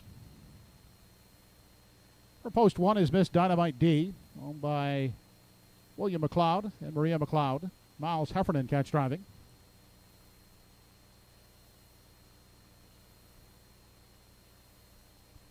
Catch 22 from post 2. Darren Crow will drive. He's owned by William Shearer, Sonny Seitman, and Charlie Piper. 3 entry has been scratched. Electric Sill is the 4, with Corey McPherson getting the catch drive for Andrea and Ryder Matthews Bredesen. Silver Hill Lightning is the 5. Mark Campbell will do the driving for Stacy Lund, being paraded by Gary Chappell. Gilles Barrio aboard number 6, As Fast as My Sister, for owner Nick White.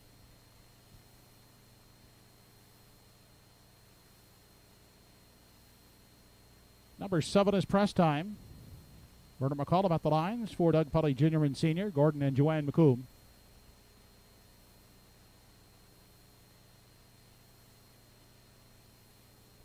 And Donna Wilson is the owner of number 8, Gia Diamond. Toby McDonald in tow. Post time for race 6 in 6 minutes.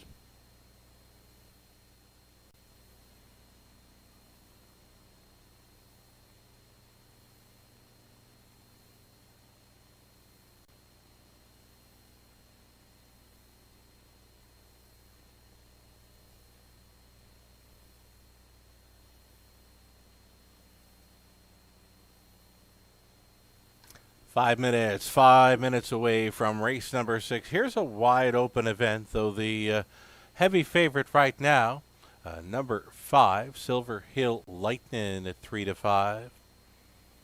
That front end speed, been holding pretty good tonight, right? 5 races in, 4 gate to wire winners. I'm not sure number 7, Press Time, my top selection, can blast here. Press Time did make front from the 7 hole in his second start of 2021. I really liked how he finished very strong this past Sunday to be second best in 157-1. I was expecting to get some pretty good value. Right now at 7-2, I'd be hoping for a little more value than that come post time. My top call, I'll stick to it. Number 7, Press Time for Pooker McCollum.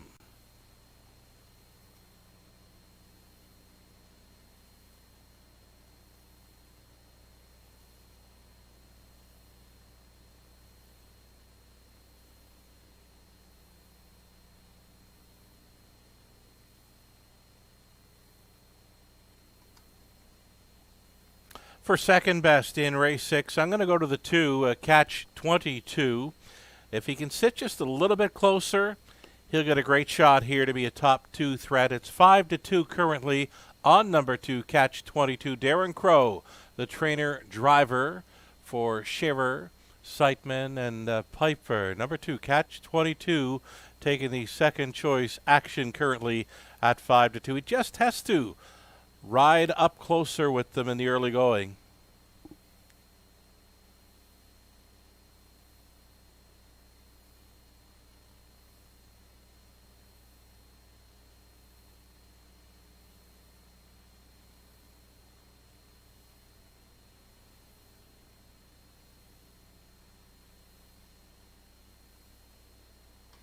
And my third choice in here, number 6, As Fast as My Sister. Beaten favorite there last time out. Does show that 57-4 last time out to finish third. A winner before that in 58-2. Picks up Gilles Barrio tonight. Does have that early gate speed to work with. It appears she can rough it as well.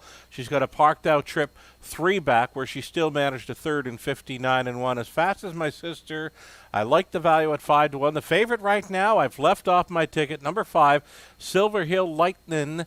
Does show early speed, though. That was when it had the rail. Beyond that, there's not a whole lot of early speed showing throughout the program lines. Mark Campbell hops on board the 5. Silver Hill Lightning, your current favorite at 6-5.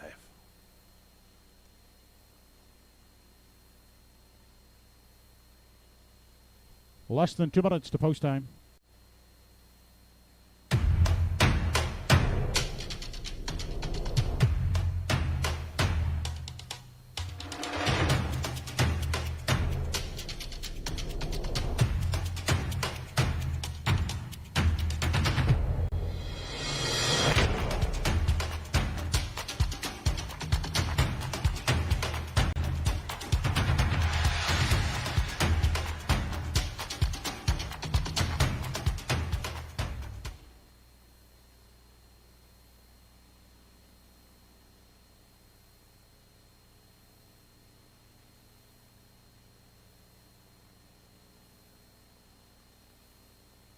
about a minute now, about a minute for wagers here on race number 6. One of the more wide-open events on tonight's card. I know back in race number 3 when the pick 5 started up, I said if there was a leg, you'd like to have an all button. This was it. A reduced field of 7 now at the scratch of number 3. You're watching Truro Raceway. I'm along for the ride. I'm Sugared Oil with the commentary between races this week. Opening night of Atlantic Grand Circuit Week. A busy week of racing in Truro, Nova Scotia. Will continue this Atlantic Grand Circuit Week. Friday evening, we get underway at 5 p.m. Friday features the 2-year-old pacing colts as well as the Frank and Beth Stanfield Memorial for 3-year-old pacing fillies. Then on Saturday evening, a 4 p.m. start time.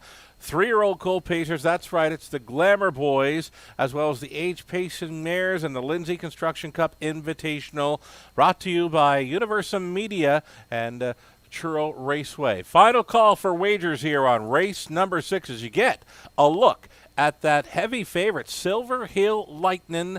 Mark Campbell with the catch drive. As mentioned, I'm not seeing a whole lot of early gate speed, especially from this outside post 5, where the front end speed, as mentioned multiple times already tonight, it's been holding up well. 4 gate-to-wire winners from just 5 races. Silver Hill Lightning, I just don't see a front-end mission tonight. I believe he'll have to try to circle them as an odds-on favorite. Final call to wager on race 6.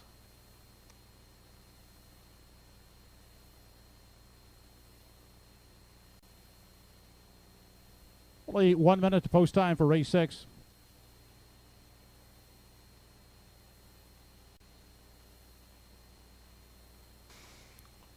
It appears the horses will be headed to the starting gate very soon. Getting really good value on my top selection. I'll stick to it. Number 7. Number 7 with Poker column up. That is press time. Just missing in 157-1. He mapped out a great journey for this 4-year-old son of sports writer last time out. 9-1 value player and still time. Here we go.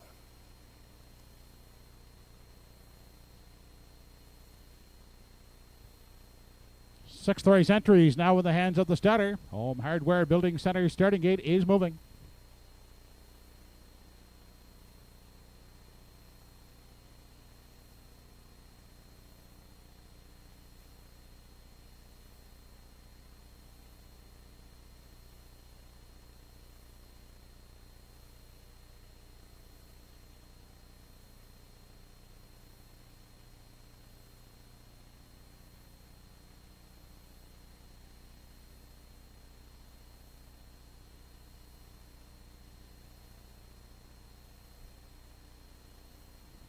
Race number 6 of the evening, Miss Dynamite D, Catch 22, Electric Sill, Silver Hill Lightning.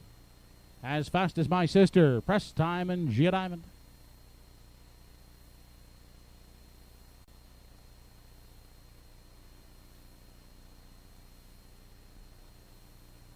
They're off and pacing on the inside. Miss Dynamite D is out looking for the lead against Catch 22, crossing over. That is Electric Sill to take a seat out the rail in 3. Next in line 4th. That is As Fast as My Sister. Then back to Silver Hill Lightning, who's unhurried in 5. The 6th away was Press Time, and Gia Diamond will sit at the tail end in 7. Through the backstretch for time 1 as they move past the opening quarter. Miss Dynamite D will dictate the early terms, leading it to by 2.5. At the rail, Catch 22 is in for the 2-hole ride. Then racing along the rail is Electric Sill 3rd. As Fast as My Sister holding down the 4 spot. Then campaigning the rail in 5. That is Press Time. Back to Silver Hill Lightning in 6. And gapped out at the back, that's Gia Diamond. 28 and 2/5 seconds was the quarter. They're single file as they round the turn and race into the stretch now, nearing the half. Miss Dynamite D, uncontested 2-length lead as they arrive at the midway point. At the rail, Catch 22 in pursuit second. Electric Sill looks at it from 3. As Fast as My Sister is the 4th one. Press Time still inside 5. Then Silver Hill Lightning and still at the back, Gia Diamond. Out of the pocket, Catch 22 now up, looking to overtake Miss Dynamite D as they race into the backstretch, and Catch 22 has taken over. On the outside, here comes Electric Sill now in pursuit. Miss Dynamite D appears to be tiring at the rail third. Off the rail fourth as fast as My Sister. They arrive at 3/4. Catch 22, the new leader. A 2-length lead as fast as My Sister. Now takes aim on the outside, moves into second, dropping back third. Electric Sill. Then Press Time looks at it from 4. Outside, Silver Hill Lightning is spanning 3 wide from 5. An 8th left to come. 1:27.2 was the 3/4. Catch 22 leads them off the top turn. As fast as My Sister tries to reel him in. On down the lane. Catch 22 as fast as My Sister is getting to him. At the line, Catch 22 as fast as My Sister on the outside. Those two in a win photograph. Silver Hill Lightning hoses up for third.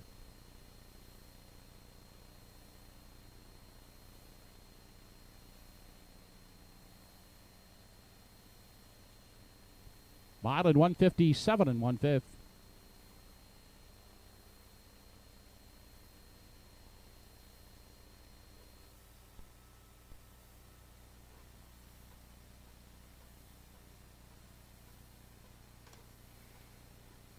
That was a really good battle for the win through the stretch drive. Very tough to separate them at the finish line. Either 2, Catch 22 or 6, as fast as My Sister. Joe Kelly calling for the win photo there. Very tough to separate 2 or 6 here in a win photo. Race number 6. Closing up well for third was the 5, Silver Hill Lightning. As mentioned, I didn't think he had a whole lot of gate speed to work with, though he did finish up well. A strong third with Mark Gamble up. Number 7, Press Time, 4th. Waiting on a win photo. Very tight between 2 and 6 here. Trip in 1:57 and 1. Decent fractions throughout. 28 and 2, 58, 1:27 and 2, and a mile of 1:57 and 1, and very tough to separate 2 and 6. A picture to decide it.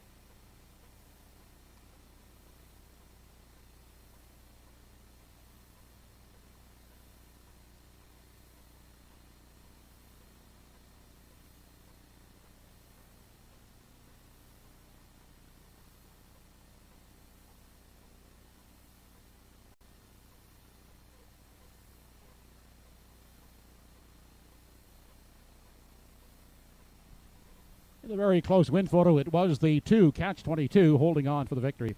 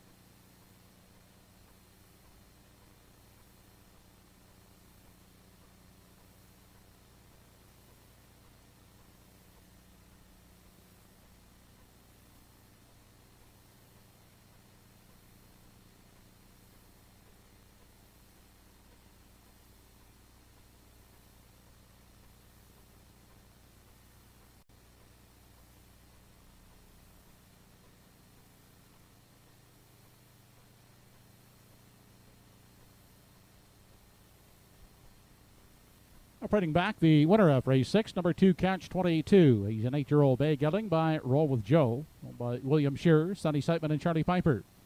Trained and driven by Darren Crow, Catch 22, holding on for the narrow victory in 1:57 and 1/5.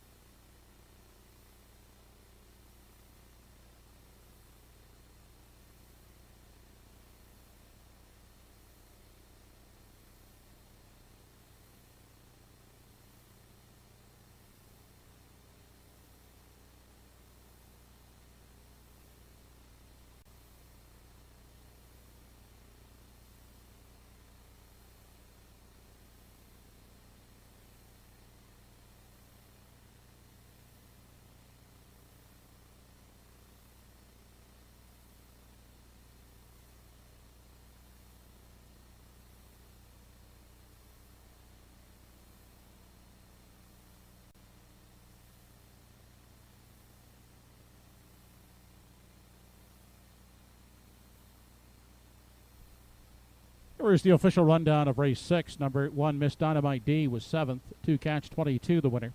3 was Scratched. 4, Electric Sill, 5th. 5, Silver Hill Lightning, 3rd. 6, As Fast as My Sister, was 2nd. 7, Press Time, 4th. And 8, Gia Diamond, 6th. Quarter, 28 and 2. Half, 58. 3 quarters, 127 and 2. The mile in 157 and 1/5. Rechecking your programs. Top down, 7, 1 Scratched, 5, 3, 2, 4, 6. Triactor in race 6, 265, returned $82.30. The 2-6 exactor, $49.90.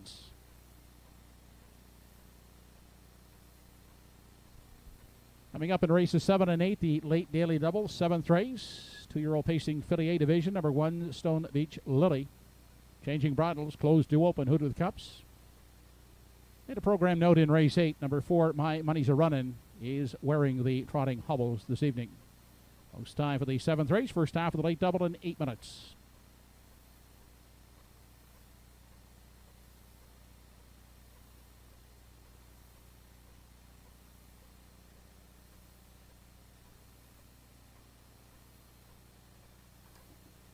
Eight minutes away from race number 7, getting set for another A division of the Atlantic Sire Stake 2-year-old pacing fillies. My top selection here, number 5, kind of like Royalty, second best in her career debut over Summerside, and she was right there at the finish. Really big back half, really. You know, she's 8 lengths back at the quarter mile and 30 and 1. She came her back 3 quarters in like 127 parked out. No shot you're going to get 10 to 1 come post time on number 5, kinda like Royalty. Chevrolet stays on board for trainer Joe Baxter. This is a really nice filly, 2-year-old daughter of Westward Ho Hanover, out of Lady Kellyanne by Royal Majesty. Kind of like Royalty, 10 to 1. Kind of don't think so that he'll get that value come post time. I think she's probably going to be the favorite, if not second choice. Number 3, Booyah, really good in her career debut, 158 and 4 over Summerside. 5-3, 3-5 exactor box, I'm thinking, right? 7 minutes to post time. Again, the A division 2-year-old fillies are up next. We'll complete the card in race number 8 with the 3-year-old trotters. They're going to race for $15,000 plus in purse money. Can the 9, Mr. Finlay Ridge, make it 2 for 2 in 2021? He'll have to overcome that trailing spot 9, a tough task for trotters over Truro. Race 7 before that. Coming up next, it's the start of a late daily double, an all stakes daily double here on to race number 7.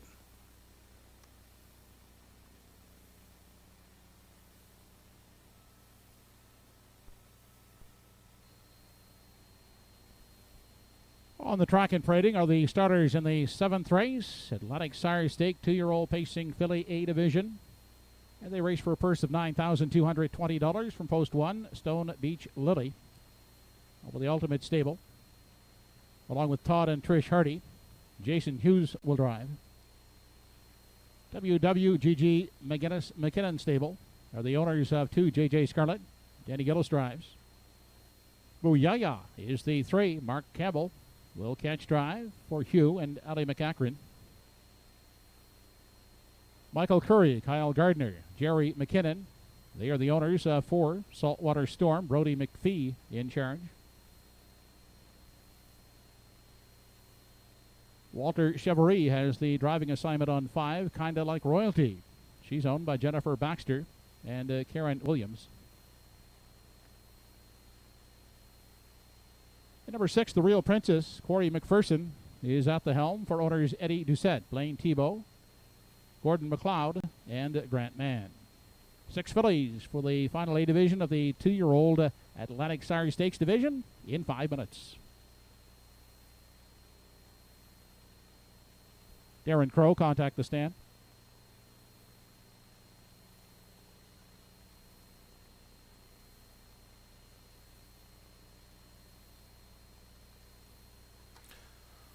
Race 7 up next. A division. 2-year-old pacing fillies. Getting a look at my top selection. Number 5, kinda like Royalty. I really like this filly. Huge effort to be second best in her career debut over Summersides, Red Shores. I think she's ready to pop tonight. She's sitting well back at the quarter mile. It was just 30-1. So looking at her chart line, she's parking first up forever, coming her final three quarters in 1:27. That's big time speed for a 2-year-old filly in her first lifetime start. As mentioned, number 5, kind of like Royalty. I think she's ready to pop tonight. 9-5 is a decent price.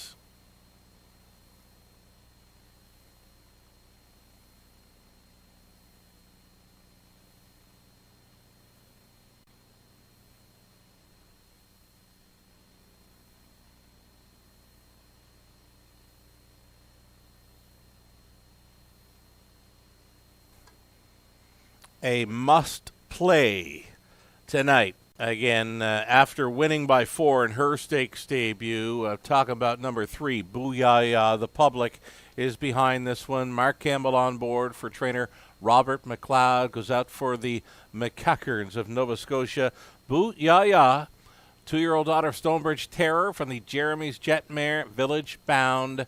Had the win last time out. A win by 4. Tripped out for the victory there in 58-4, and a third place finish before that over Inverness. Booyah, as mentioned, a must play, but I'm going to still take the 5, kind of like Royalty, to beat her. If you don't want to play this one for second, I suggest putting the exactor box to work here with the 3-5, 5-3. 3-5 on Booyah, scoring down there. Mark Campbell up.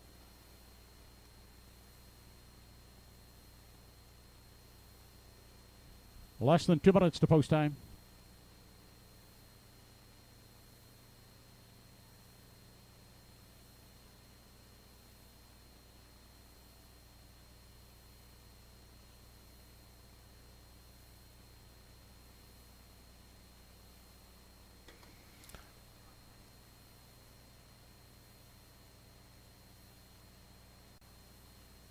Alrighty, here's a value player in number 2, J.J. Scarlett. She had the gate speed from the rail over Summerside last time out, just missing 59-2. Woodmere Jazz, a winner earlier on tonight's card. She was the winner in that event. J.J. Scarlett gets an inside post to work with, and 5-1 value, one to consider for the try.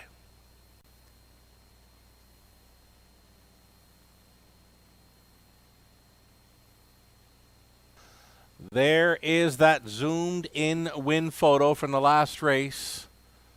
It was as fast as my sister, number 6, just missing. Number 2, Catch 22. Mentioned beforehand, if he could sit up close, he'd be very tough in there, and he had that pocket ride to victory. Number 2, Catch 22, winner by a nose, over 6, as fast as my sister there in race number 6.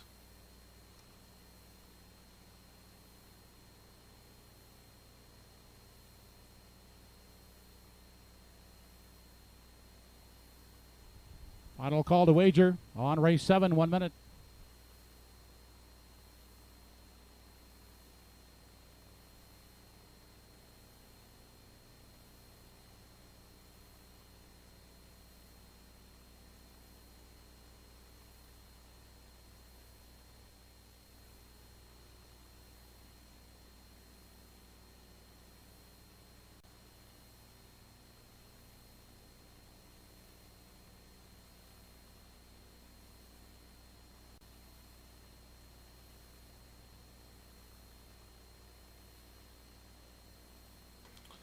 The heavy action continues on number 3, Booyah, 3-5, making her the favorite. She's tough to go against. She's a must-play for a top 2 finish. For me, though, 2-1, a juicy 2-1 on number 5, kinda like Royalty. My win money would be all over that filly. Still time here for race number 7.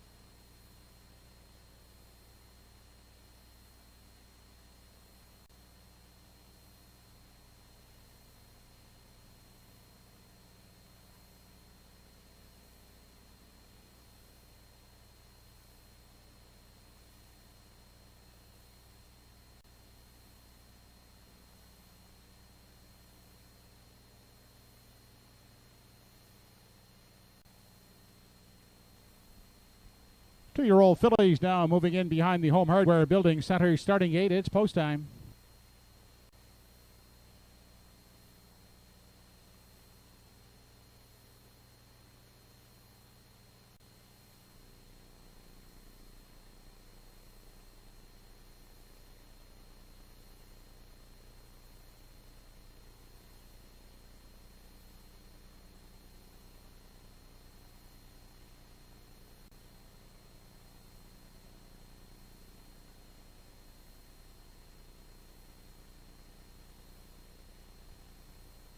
Final Atlantic Sire Stake 2-year-old pacing filly division, top of the stretch. It carries a purse of $9,220. Stone Beach Lily, JJ Scarlet, Boo Yaya, Saltwater Storm, Kinda Like Royalty, and The Real Princess.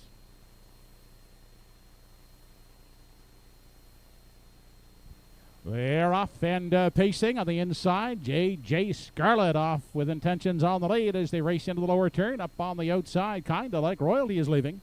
And crossing over, looking to take a tuck, that's Boo Yaya third. Away fourth is Saltwater Storm. In at the rail in 5, The Real Princess, the early trailer, Stone Beach Lily. Through the backstretch, the fillies continue on to the opening quarter, and Kinda Like Royalty is the leader, but quickly coming to call, Boo Yaya is driving up, and now will wrestle the lead away from Kinda Like Royalty as they head on over to the 3/8. Now sitting in behind them in 3. As they continue on past the 3/8, JJ Scarlet, the quarter reached in 29 and 1/5 second. Kinda Like Royalty, kinda didn't like that pocket. Up to recapture the lead as they continue off the top turn and race into the stretch now as they near the half. It's Kinda Like Royalty back to the top. Second is Boo Yaya. In out the rail third, that's JJ Scarlet. Gapped out a bit there in 4 is Saltwater Storm. Then the 5th one is The Real Princess, and back in 6 is Stone Beach Lily. Into the lower turn, they race on over to the 5/8, the half, 58 and 2/5 seconds. They're led on to the 3/4 by Kinda Like Royalty. Right there, a tight up second is Boo Yaya to the outside. Here comes JJ Scarlet. She'll try it first up as they race on to the 3/4. JJ Scarlet moving up to engage the leader, Kinda Like Royalty, as they arrive at 3/4. Down inside, Boo Yaya is pacing along third. Outside fourth, The Real Princess. They race on over to the 7/8, and Kinda Like Royalty has a 2-length margin. Now up to recapture second as they continue past the 7/8 is Boo Yaya dropping back. JJ Scarlet third. Off the turn, less than an 8 to come. 3/4 in 1:28, and Boo Yaya up and out of the pocket. Kinda Like Royalty still holds the lead. Kinda Like Royalty. Boo Yaya trying to close in on the outside. Kinda Like Royalty. Boo Yaya at the line. Oh, it's awfully close once again. A win photo. Kinda Like Royalty on the inside. Boo Yaya on the outside. Saltwater Storm will get the show spot. Mile at 1:57 and 2/5.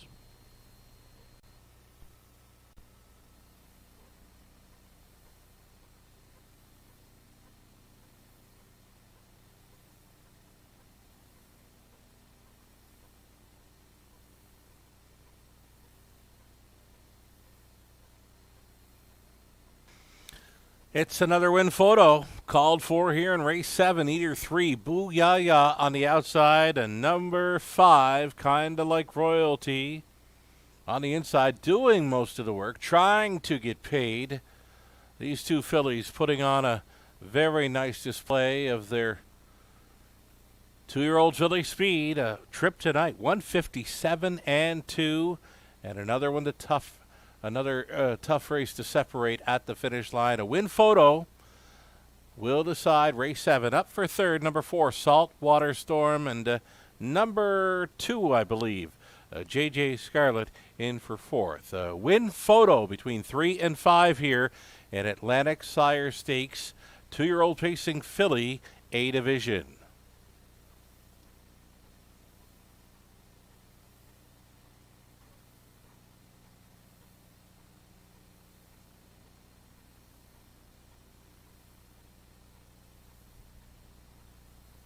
In the win photo, it was the 3, Boo Yaya.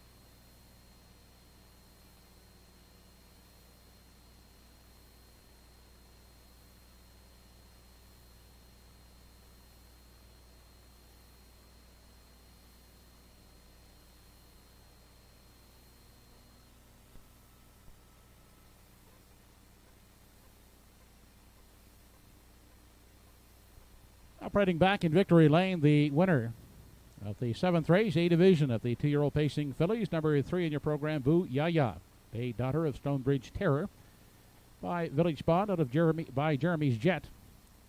Was bred in Prince Edward Island by Wade Bacone, now owned by Hugh and Ali McCachran.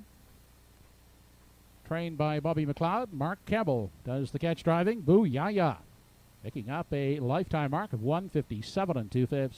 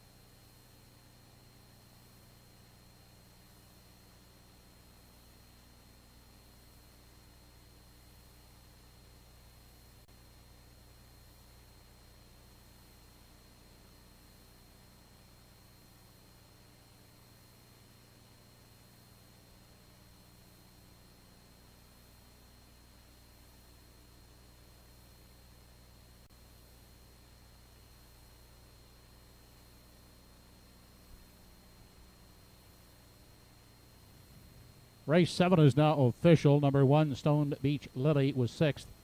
The 2, JJ Scarlet, finished 4th. 3, Boo Yaya, the winner. 4, Saltwater Storm, 3rd. 5, Kinda Like Royalty, was 2nd. And 6, The Real Princess, 5th. Fractions were 29 and 1, 58 and 2, 128 the mile, and 157 and 2. Boo Yaya picks up a new lifetime mark. Triactor in race 7, 3-5-4 combination, $45 even. The Exactor, 3-5, $8.20. And nobody correctly selected 5 out of 5 in tonight's Pick 5. The carryover into Friday evening's program, $2,204.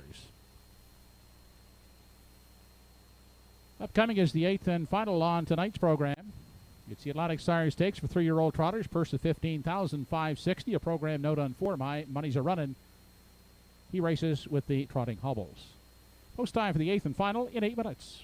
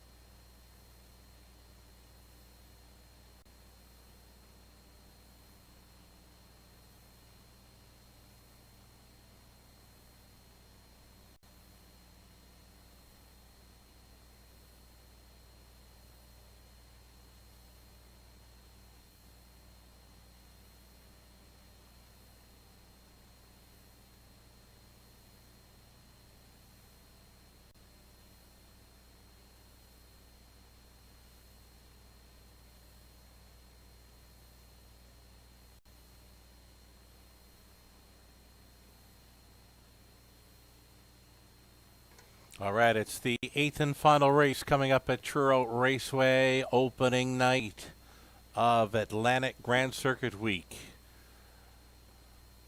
Coming to a head here in the finale, it's the 3-year-old trotters, up and coming, a field of 9. And opening up as a heavy favorite, number 9, Mr. Finlay Ridge, just jogged over Summerside in 2:03 and 4 last week. Claire McDonald co-owns, trains and drives, is sharing with Arnold Rankin and Ian Tate. Looks like the Pulse Parade is just around the corner. As mentioned, Joe Kelly says no winning combination sold in the Pick 5. Over $2,000 in carryover money headed into Friday evening's Pick 5 play. The Pulse Parade on track here, race 8.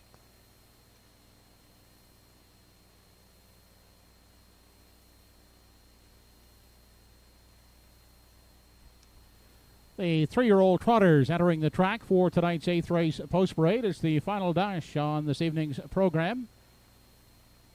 These 3-year-old trotters, Atlantic Sire Stakes division, going for a purse of $15,560. From Post 1 is Fireball Friday, owned and will be driven by Miles Heffernan. A Little Go-Go from Post 2 gets Mark Campbell for Greyland Farm. Number 3 is Galo Wind by Michael Bailey with Walter Chevrolet catch driving.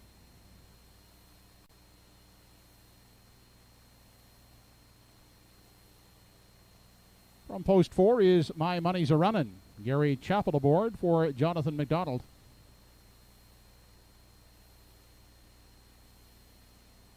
Wade Piccone owns. Kenny Arsenault drives. Number 5, Rich Daydreams. The 6th entry is first one here. Donald McRae owns. Jason Hughes in the sulky.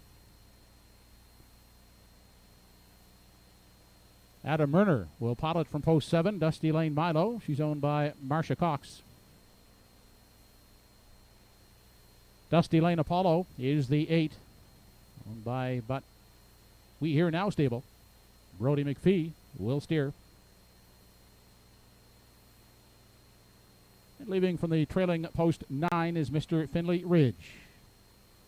Claire McDonald, Ian Rankin, and that should be Ian Tate and Arnold Rankin are the owners of number 9, Mr. Finlay Ridge, and Claire McDonald is in the sulky. 4 minutes to trot time, 4 minutes.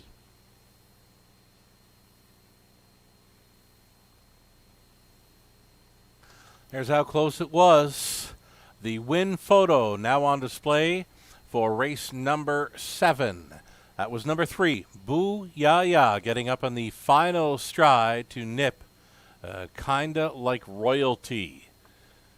very close, just by a nose. Vuyaya makes it 2 in a row in Atlantic Sire Stakes action for the 2-year-old pacing fillies A division. 4 minutes away from race number 8, the finale at Truro Raceway. 3-year-old trotters will be going behind the gate here shortly. There's a look at number 9, Mr. Finlay Ridge. Claire MacDonald on board. I got a neat story about Mr. Finlay Ridge winning over Summerside. I had my mom out for her 88th birthday. We were sitting along the fence on the backstretch, and going up towards 3/4, Claire MacDonald looked over at us, and yeah, she was all alone, and there was nothing coming, and just a great moment. Me and my mom watching Mr. Finlay Ridge just jog last time out over Summerside, and this horse looks really, really good tonight. The horse players are all behind it. 1-9, heavy favorite. Just a tougher post to overcome for a trotter in stakes action. It's the trailing spot 9 over Truro, and it's the heavy favorite, Mr. Finlay Ridge, for co-owner, trainer, driver Claire MacDonald. 3 minutes away from race 8.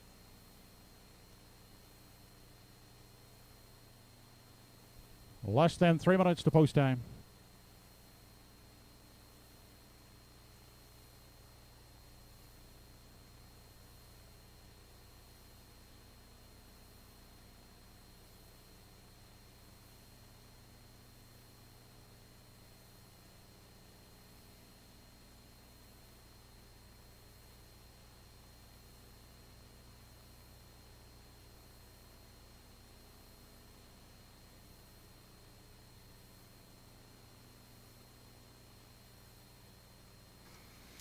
Inside of 2, my second choice in this race 8 affair will be the 2-horse, a Little Go-Go, 3-year-old colt son of Tad the stud.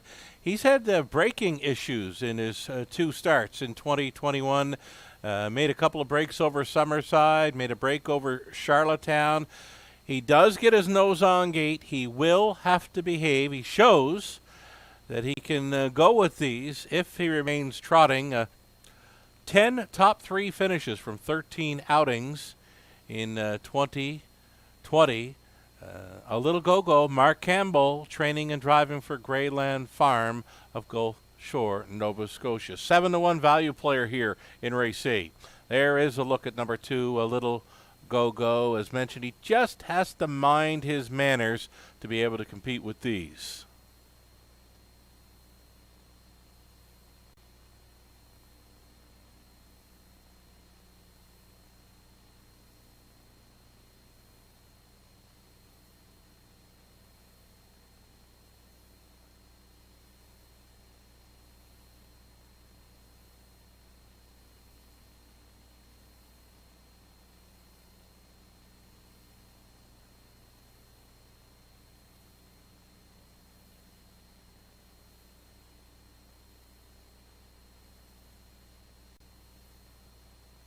Just about post time here. We've got the field of 9 on the trot. 3-year-old trotters in stakes action. Our largest purse event on the evening. $15,000 plus up for grabs. And here's an outside chance for number 7, Dusty Lane Milo. Dusty Lane Milo never missed the board. Last season, went 10 for 10, top 3, including 4 wins. He's got over $40,000 in earnings coming in. A gate-to-wire winner over Summerside. He just jogged a 2:04, pretty much a training mile in his season debut. Adam Murner goes back on board for trainer Ronnie Gass, owner Marcia Knox of Stanhope Prince Edward Island. Dusty Lane Milo, the 6-1 value player from an outside post 7. Final call for wagers here on race number 8, opening night of Atlantic Grand Circuit Week, Truro Raceway.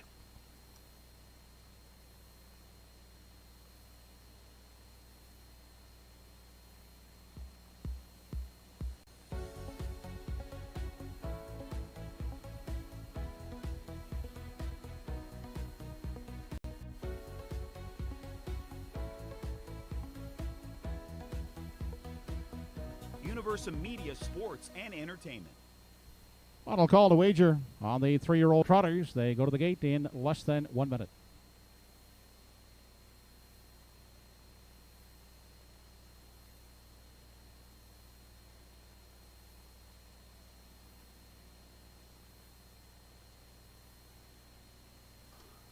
3-year-old trotters assembling. Favorite continues to be number 9, Mr. Finlay Ridge. 1-9, now 1-5 from a trailing spot 9. Stakes action, trotters, a tough post to overcome for a heavy favorite at 1-5. Field of 9, getting set to go postward. Still time, you'd have to hurry.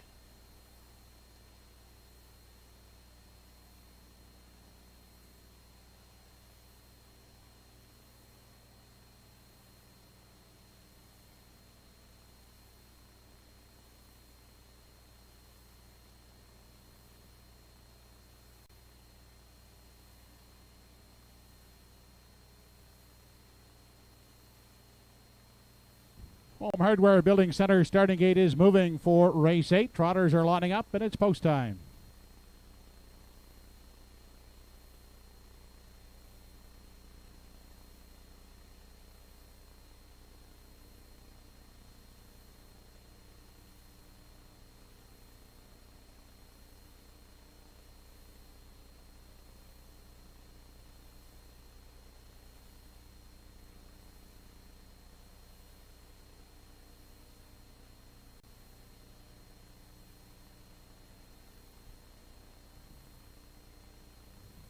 Eighth and final on today's card.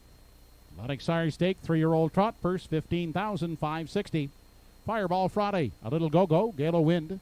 My money's a running. Rich Daydreams, first one here, Dusty Lane Milo. Dusty Lane Apollo in the back tier, Mr. Finlay Ridge. And they're off and trotting. Fireball Friday and at the rail is a way to grab the early lead for the outside. Dusty Lane Milo up to challenge. Down inside, getting away neatly is Mr. Finlay Ridge in the pocket third. Then getting away in the 4 spot is a little go-go. Outside, trotting and looking for a spot is Rich Daydreams in 5. And next in line, 6th, is Gale of Wind. Back to first one here from 7. The 8th one, My Money's a Running. And sitting at the back of the field as they go on past that opening quarter, Dusty Lane Apollo. Now quickly out of the pocket and up looking to take over the lead. That's Mr. Finlay Ridge. And Mr. Finlay Ridge has the lead before they arrive at the 3/8. 29 and 4/5 seconds was the opening quarter, and Mr. Finlay Ridge opens up a quick 2.5 length lead as they round the top turn and trot in front of the grandstand, approaching the half. It is the odds-on favorite, Mr. Finlay Ridge, drawing clear now by 4 as they check in at the half. Back second, Fireball Friday. Then next in line, Dusty Lane Milo trots along in 3. Back in 4, Rich Daydreams. The 5th one is Gale of Wind. Back in 6, his first one here. They race into the lower turn and on past the 5/8, the half. 59 and 4. It's all Mr. Finlay Ridge. He has a commanding lead now of some 7-8 lengths as they race onto the 3/4 mile mark. Still second, Fireball Friday. The outside, Dusty Lane Milo is up into 2 now as they arrive at 3/4. It's Mr. Finlay Ridge. Dusty Lane Milo trying to cut into that lead second. Fireball Friday tries to hang in 3rd. Then back in 4, that's Rich Daydreams. 3/4 in 1, 29 and 3. They arrive now at the 7/8. Mr. Finlay Ridge by a diminishing 5 lengths. Now closing in a bit second is Dusty Lane Milo. They swing off the top turn, straightening out down the lane. It is Mr. Finlay Ridge. He's still safe by 5. Mr. Finlay Ridge. Dominating performance here in the 3-year-old trot. Second is Dusty Lane Milo. And up for 3rd, Rich Daydreams.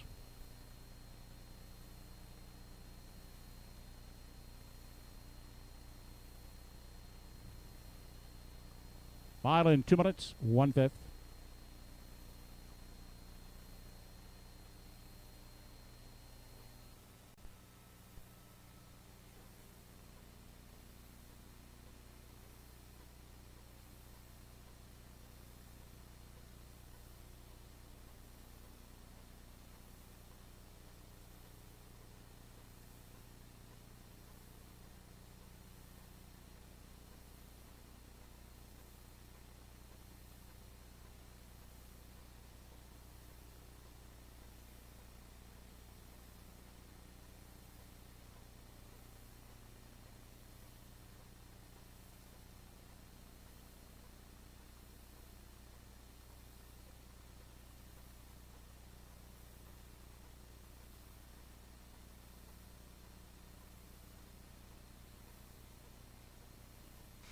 There you see Mr. Finlay Ridge holding off Dusty Lane Milo. Those two trotters remain perfect as far as top three finishes go in their young careers. Now an 8-time winner, now a 9-time winner.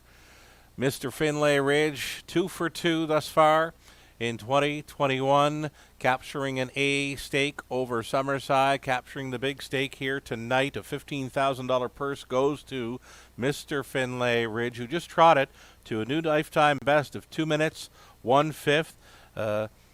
Miles Heffernan sending Fireball Friday to the lead as Dusty Lane Milo floated on into there for Adam Murner. When the Dusty Lane Milo settled in for third, that was Clear's cue to go from the pocket and grab control just prior to 3/8. From there, it was over.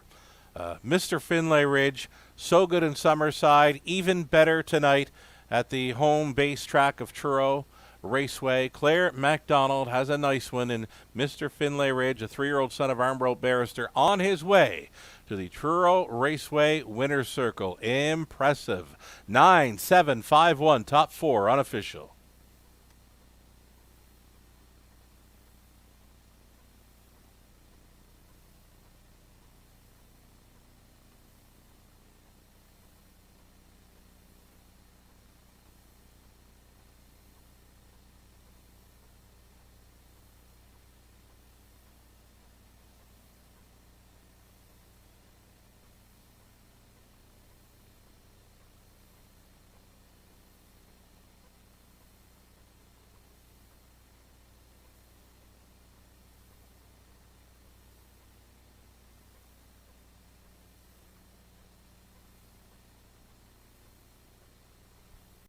Back in victory lane, 8th race winner, Atlantic Sire Stake 3-year-old trot, Mr. Finlay Ridge.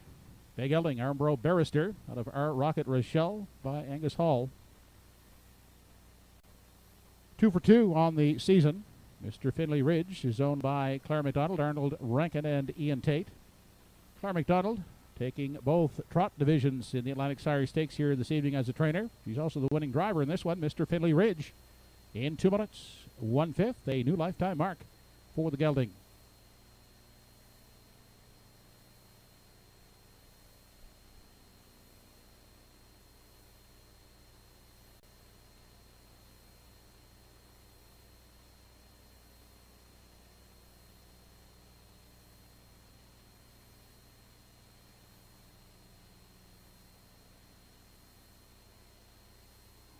This race replay brought to you by I'd like to Pye congratulate Claire Chevrolet. MacDonald, too. That was win number 1,500 in her driving career. Congratulations, Claire.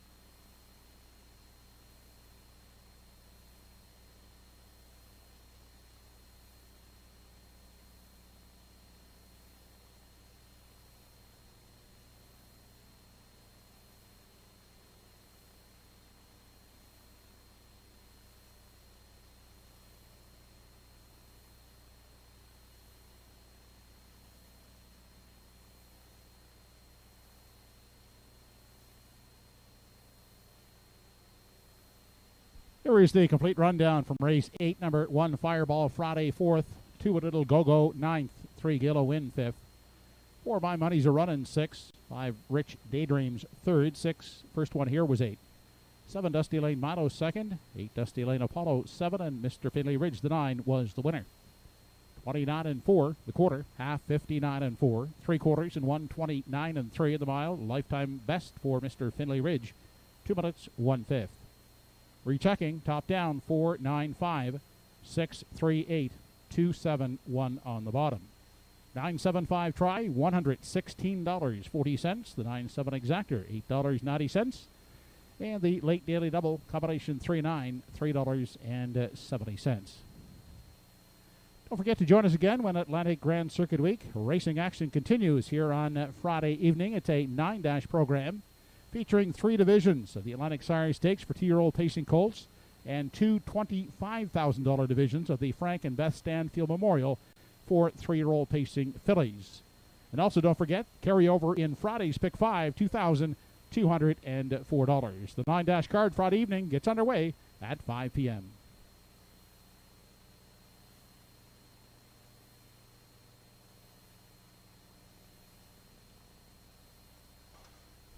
All right, then, there you have Joe Kelly wrapping up the action from opening night of Atlantic Grand Circuit Week at Truro Raceway. Lots more to come. Their busiest week of the season as far as harness racing cars go.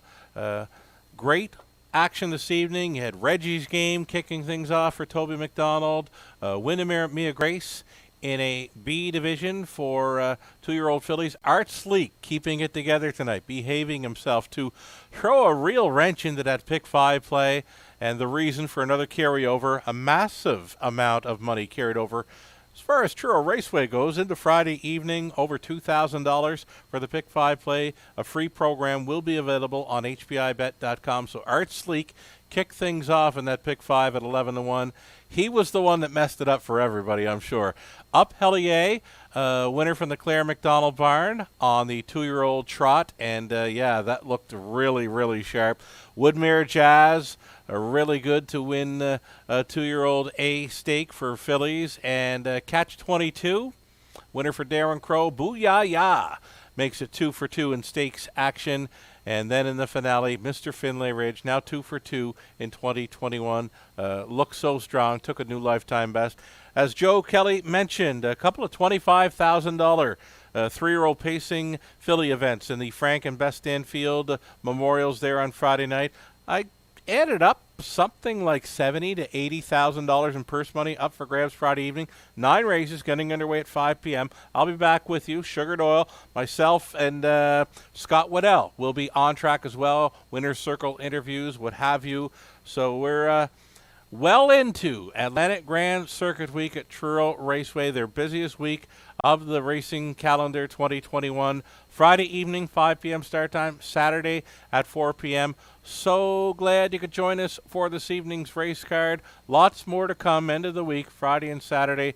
I'll see you then. On behalf of all of us here at Universum Media Studios in Charlottetown, Prince Edward Island, thank you for joining us. We'll talk to you again soon.